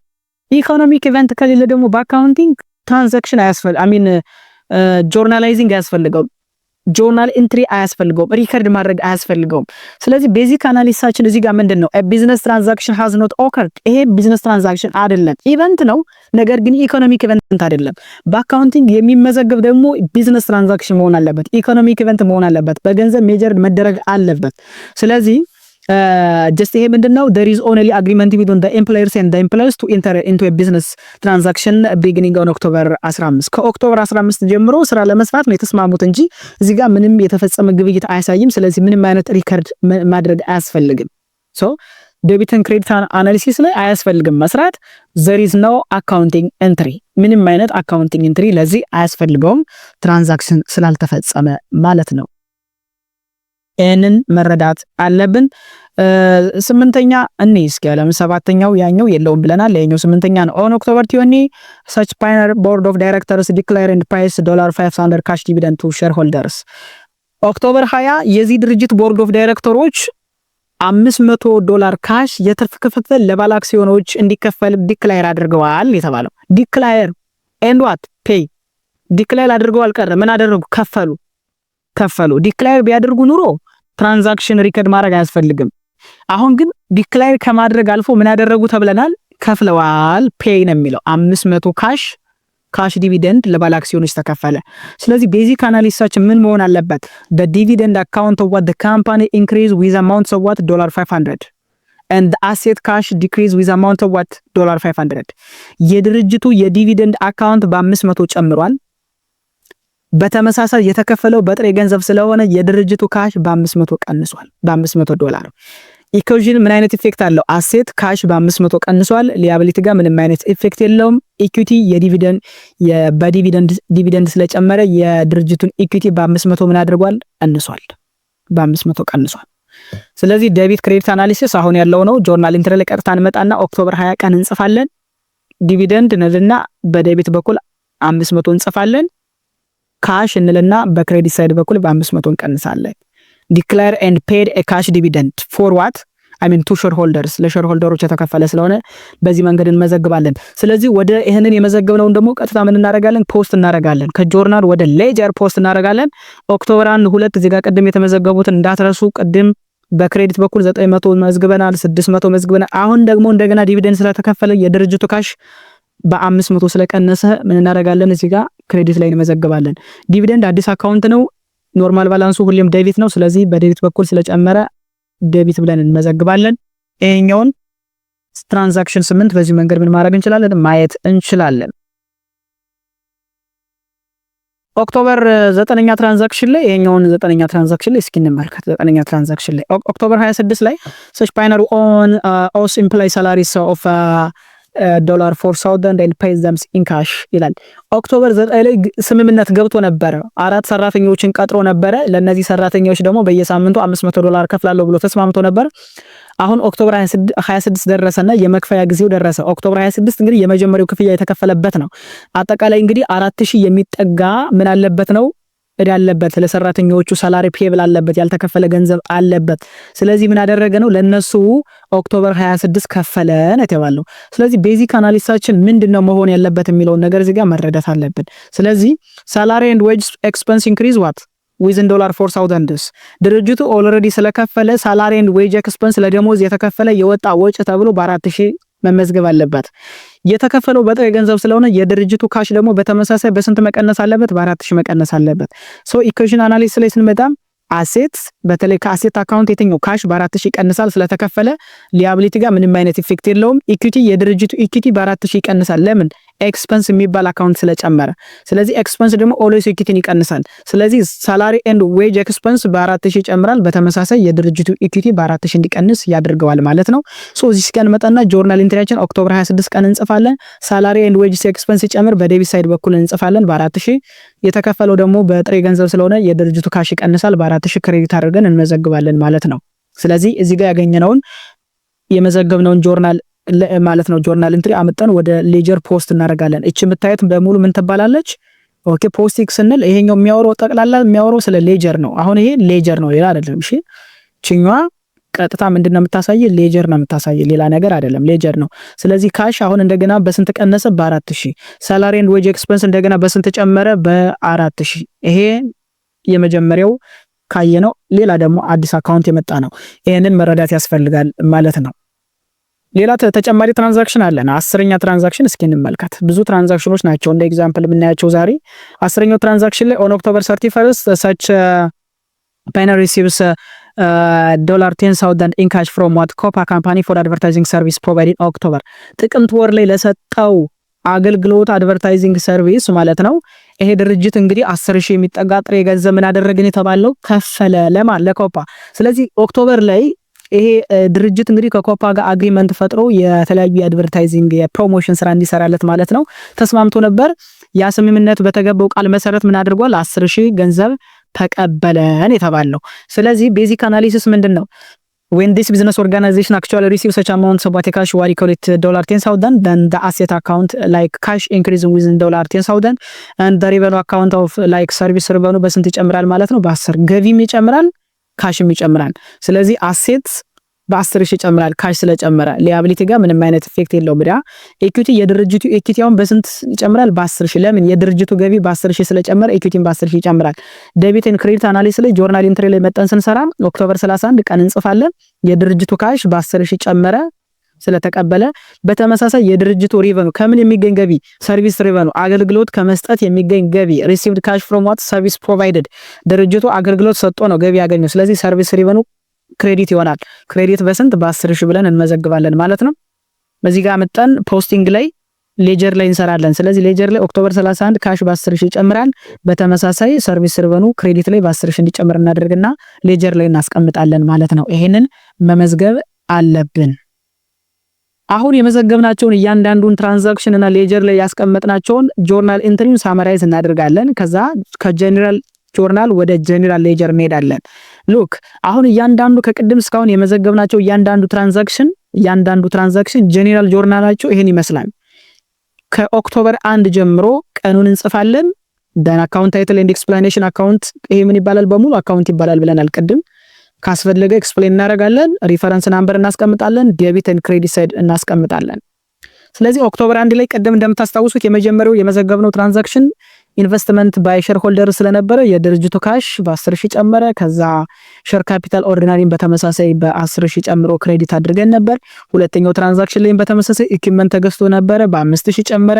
የተገዛው ደግሞ በዳ ስለነበረ በክሬዲት ሊያቢሊቲ በ5000 ጨመረ። ማን ኖትስ ፔብል የሚባል ካሽ በተጨማሪ ሁለተኛ እዚህ ሌላ ትራንዛክሽን ላይ በ1200 ጨመረ። አንርንድ ሰርቪስ ሪቨኑ ምክንያቱም አገልግሎት ሳይሰጥ ነው ገንዘብ የተቀበለው። በ1200 ሊያቢሊቲ አንርንድ ሰርቪስ ሪቨኑ የሚባለው ነገር ተመዘገበ እያለ እያንዳንዱ እዚህ ጋር የሰራናቸውን እያንዳንዱ ትራንዛክሽን በዚህ መንገድ እናደርጋለን እናስቀምጣለን። ይሄ ምን ይባላል? ጀነራል ጆርናል። ሁሉም ትራንዛክሽኖች ግብይቶች የሚቀመጡበት ስፍራ ነው። እያንዳንዱ ቢዝነስ ኦርጋናይዜሽን ይሄ ጀነራል ጆርናል ሊኖራቸው ይገባል። ከሁሉንም በዚህ መልኩ ምን እናደርጋለን? እናስቀምጣለን ማለት ነው። ይሄንን ካስቀመጥን በኋላ ቀጥታ ወዴት ነው የምንሄደው? ወደ ጀነራል ሌጀር ነው። እዚህ ጋር የመዘገብናቸውን ጀነራል ሌጀር ላይ እንመጣለን። ጀነራል ሌጀር ማለት እያንዳንዷ ስፔሲፊክ አካውንት ኢንዲንግ ባላንሳቸውን የምንሰራበት ነው። ሌላ ምንም አይደለም። የመጨረሻ ባላንሳቸውን የምንሰራበት ቦታ ነው ጀነራል ሌጀርስ የምንለው። ስለዚህ እንደምታዩት የመጀመሪያው ጀነራል ሌጀር ለመስራት ካሽን ነው የመጀመሪያ ትራንዛክሽናችን አፌክት የሆነው ካሽ ነው። ስለዚህ ካሽ አካውንት ነው፣ አሴት ነው። ስለዚህ የተፈጸሙ ግብይቶች በሙሉ ይመዘገባሉ። ሪፈረንስ ናምበር ቀጥታ እንጽፋለን። ዴቢት በኩል የተጻፉትን እንመዘግባለን፣ በክሬዲት በኩል የተጻፉትን እንመዘግባለን። ከዛስ በዴቢት ሳይድ እና በክሬዲት ሳይድ በኩል ያለውን እናወዳድራለን። ኮሙላቲቭ ኢፌክት እየሰራን እንሄዳለን። ለምሳሌ የመጀመሪያው ትራንዛክሽን ላይ ኦክቶበር 1 ዴቢት ካሽ በ10,000 ጨምሮ ነበር። ስለዚህ ባላንስ 10,000 መነሻለን። ሁለተኛው ላይ በ1,200 ጨምሯል። 10,000 ሲደመር 1,200 11,200። ደን ሶስተኛው ትራንዛክሽን ላይ 900 ብር በ900 ካሽ ቀንሷል። 11,200 ሲቀነስ 900 10,300። ደን አራተኛው ትራንዛክሽን ላይ 600 ከፍለናል። 10,300 ሲቀነስ 600 9,700። ደን 20 ላይ 500 ከፍለናል። 9,700 ሲቀነስ 500 9,200። በተጨማሪ ኦክቶበር 26 ላይ 4,000 ብር ከፍለናል። 9,200 ሲቀነስ 4,000 5,200። ደን 5,200 ሲደመር 10,000 ዴቢት ሲጋ ስላገኘን ገቢ 15,200 ምን ዴቢት። ሶ የካሽ ባላንስ መጨረሻ ላይ የሚቀረን ባላንስ እንት ነው 15,200 ምን 15,200 ዴቢት ነው። እሺ በዴቢት ሳይድ በኩል አግኝተናል። ላይክ እንደዚህ እያደረግን የሁሉንም ባላንሶች ምን እናደርጋለን? የመጨረሻ ባላንስ እንሰራለን። ይሄንን የምንሰራበት የአካውንቲንግ ሳይክል አንዱ ስቴፕ ምን ይባላል? ሌጀር ይባላል። ይሄ ጄኔራል ሌጀርስ ይባላል። ሶ እነዚህ ጋር ያገኘናቸውን እያንዳንዷን በቀይ የተጻፉት እነዚህ ምንድናቸው? ኢንዲንግ ባላንስ ናቸው። ኦኬ እነዚህ ኢንዲንግ ባላንስ እንወስዳለን። የሁሉንም ኢንዲንግ ባላንስ ዴቢት እና ክሬዲቱን እያወዳደረ ነው። ስለዚህ በዴቢት በኩል ያለውን እንደምራለን፣ በክሬዲት በኩል ያለውን እንደምረና እንቀናንሰዋለን። ስለምሳሌ ካሽ ኖርማል ባላንሱ ዴቢት ነው። ስለዚህ በዴቢት እና በክሬዲት ያለውን ደማምረን በዴቢት በኩል ከበለጠ እናስቀምጣለን 15,200 ዴቢት ብለን። በተመሳሳይ አካውንት ፔየብልን እንመዘግብና 2,500 ብቻ ነው የሚያሳየው ክሬዲት ነው። ክሬዲት እንወስዳለን። አነርንድ ሰርቪስ ሪቨኑ 1,200 ያሳያል። ክሬዲት እንወስዳለን። የማይቀን አንድ ብቻ ከሆነ ሙሉ እንወስዳለን ያለውን።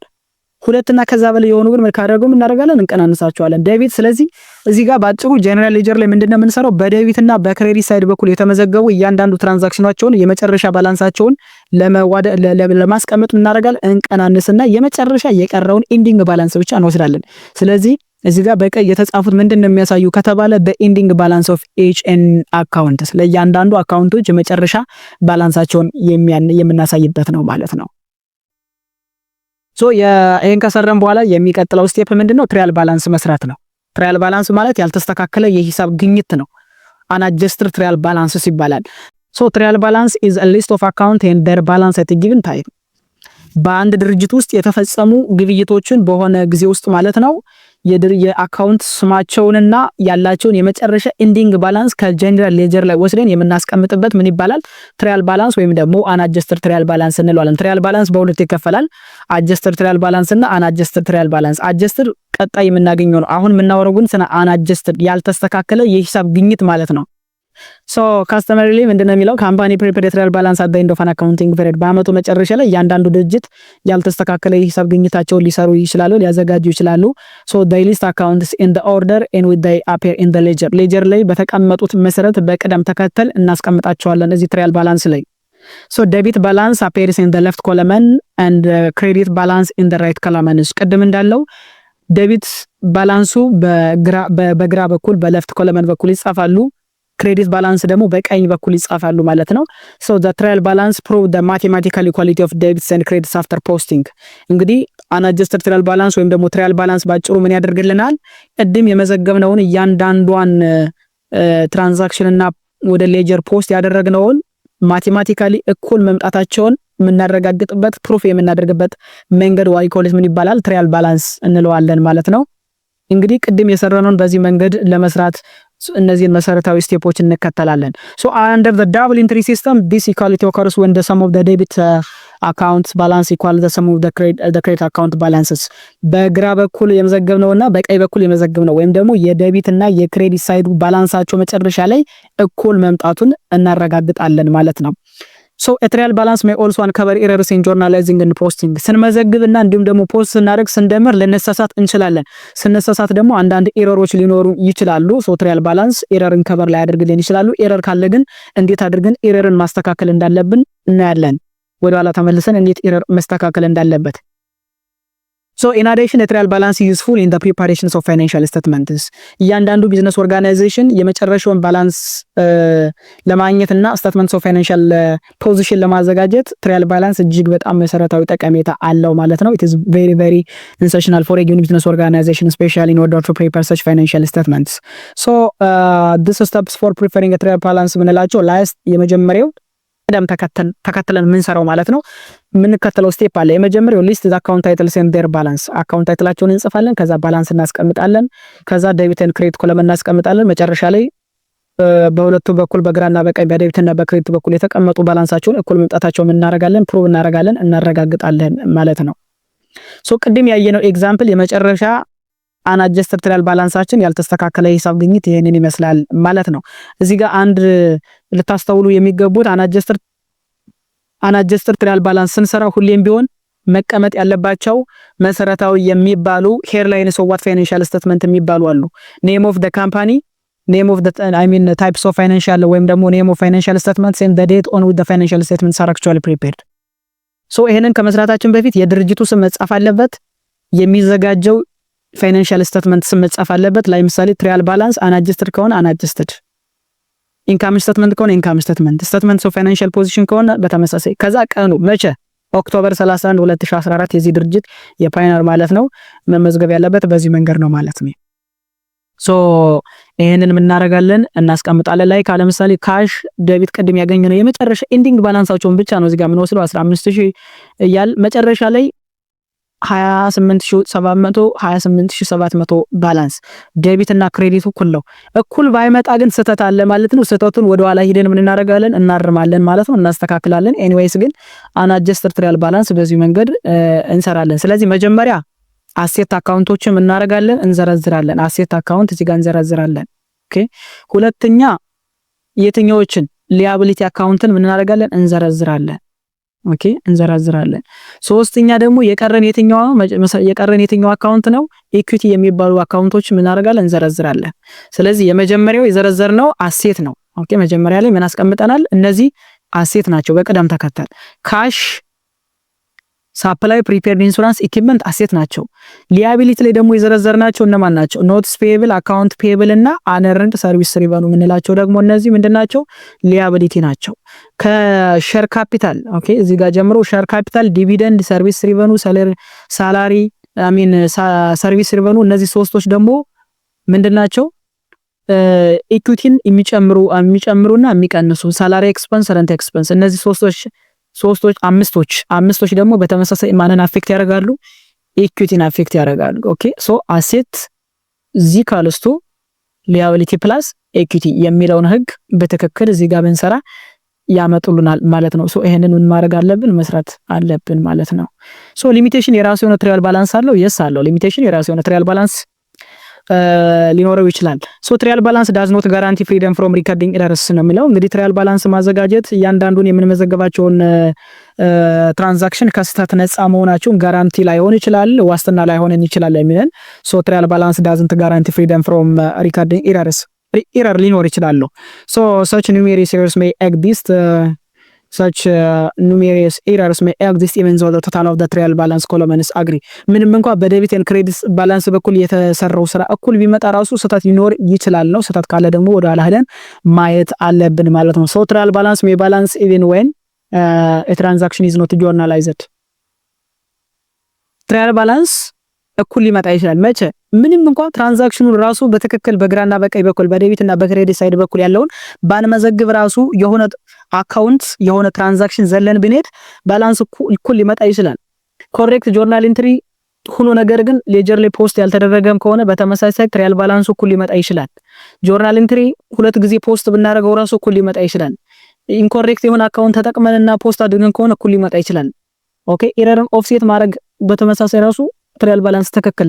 ስለዚህ ባጭሩ ትራያል ባላንስ በዴቢት እና ክሬዲት ሳይድ በኩል ያለው ቁጥር እኩል መጣ ማለት ትራያል ባላንሱ ስህተት የለውም ማለት አይደለም። ጋራንቲ ላይሆን ይችላል፣ ስህተት ኑሮ ሊሆን ይችላል።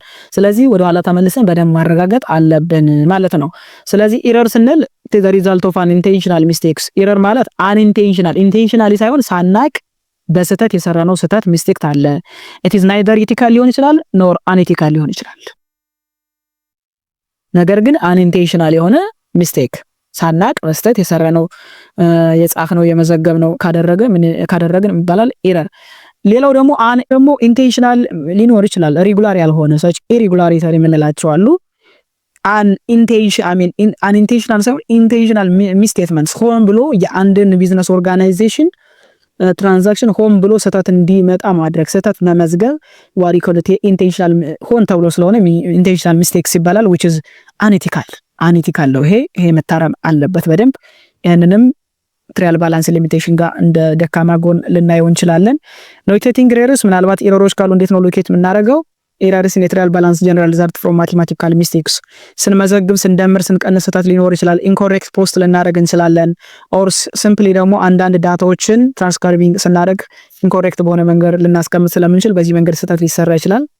ፎር ኤግዛምፕል what do you do if you are faced with a trial balance that does not balance? ለምሳሌ ትሪያል ባላንስ እኩል ባይመጣ ምንድነው ማድረግ ያለብን መሰረታዊ ነገር ነው የሚለን። የመጀመሪያ ስራችን ምንድነው የምናደርገው?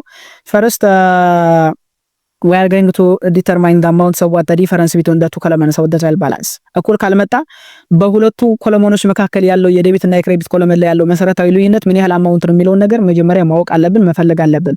አፍተር ይሄንን ካወቅን በኋላ ምንድነው የምናደርገው?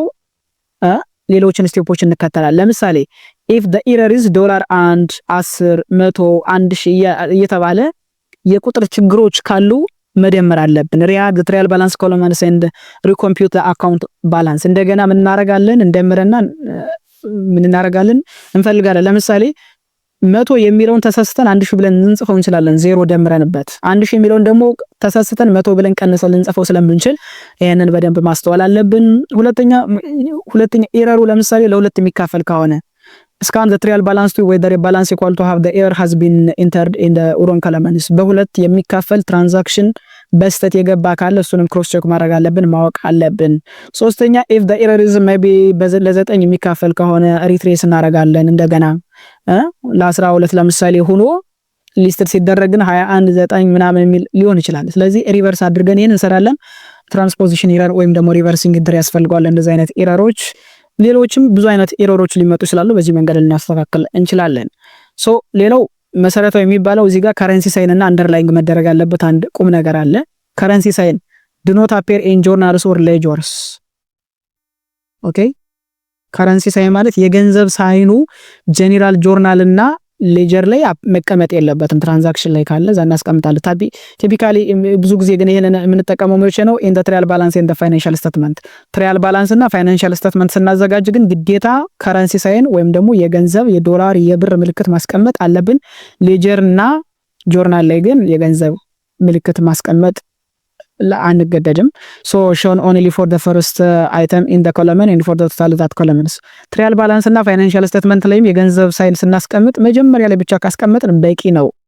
ከዛ መጨረሻ ላይ ቶታሉን ስንፈልግ እዛ ጋር መቀመጥ አለበት። ለእያንዳንዷ ስፔሲፊክ አካውንት ዶላር እያሉ መመዝገብ ችግር የለውም ነው። ሌላው አንደርላይን መደረግ ያለበት a single line is placed under the column of figures to be added or subtracted። የሚደመር ወይም የሚቀነስ ከሆነ ሰብ የሆነ ሰብ ቶታል ከሆነ እሱ ጋር አንድ አንደርላይን ያስፈልጋል። አንድ ማለት ላይክ እንደዚህ አንድ ሰረዝ ብቻ ያስፈልጋል። ቶታል አር ዳብል አንደርላይን። ቶታል ምን ፈልግ ከሆነ ደግሞ ሁለት ጊዜ ምን እናደርጋለን? ዳብል አንደርላይን እናደርጋለን። ሁለት ጊዜ እናስምርና እናስቀምጣለን። ይሄን በተመሳሳይ የአካውንቲንግ አንድ ህግ ነው። በህግ አንፃር እንደዚህ አይነት ነገሮችን እንተገብራለን ማለት ነው።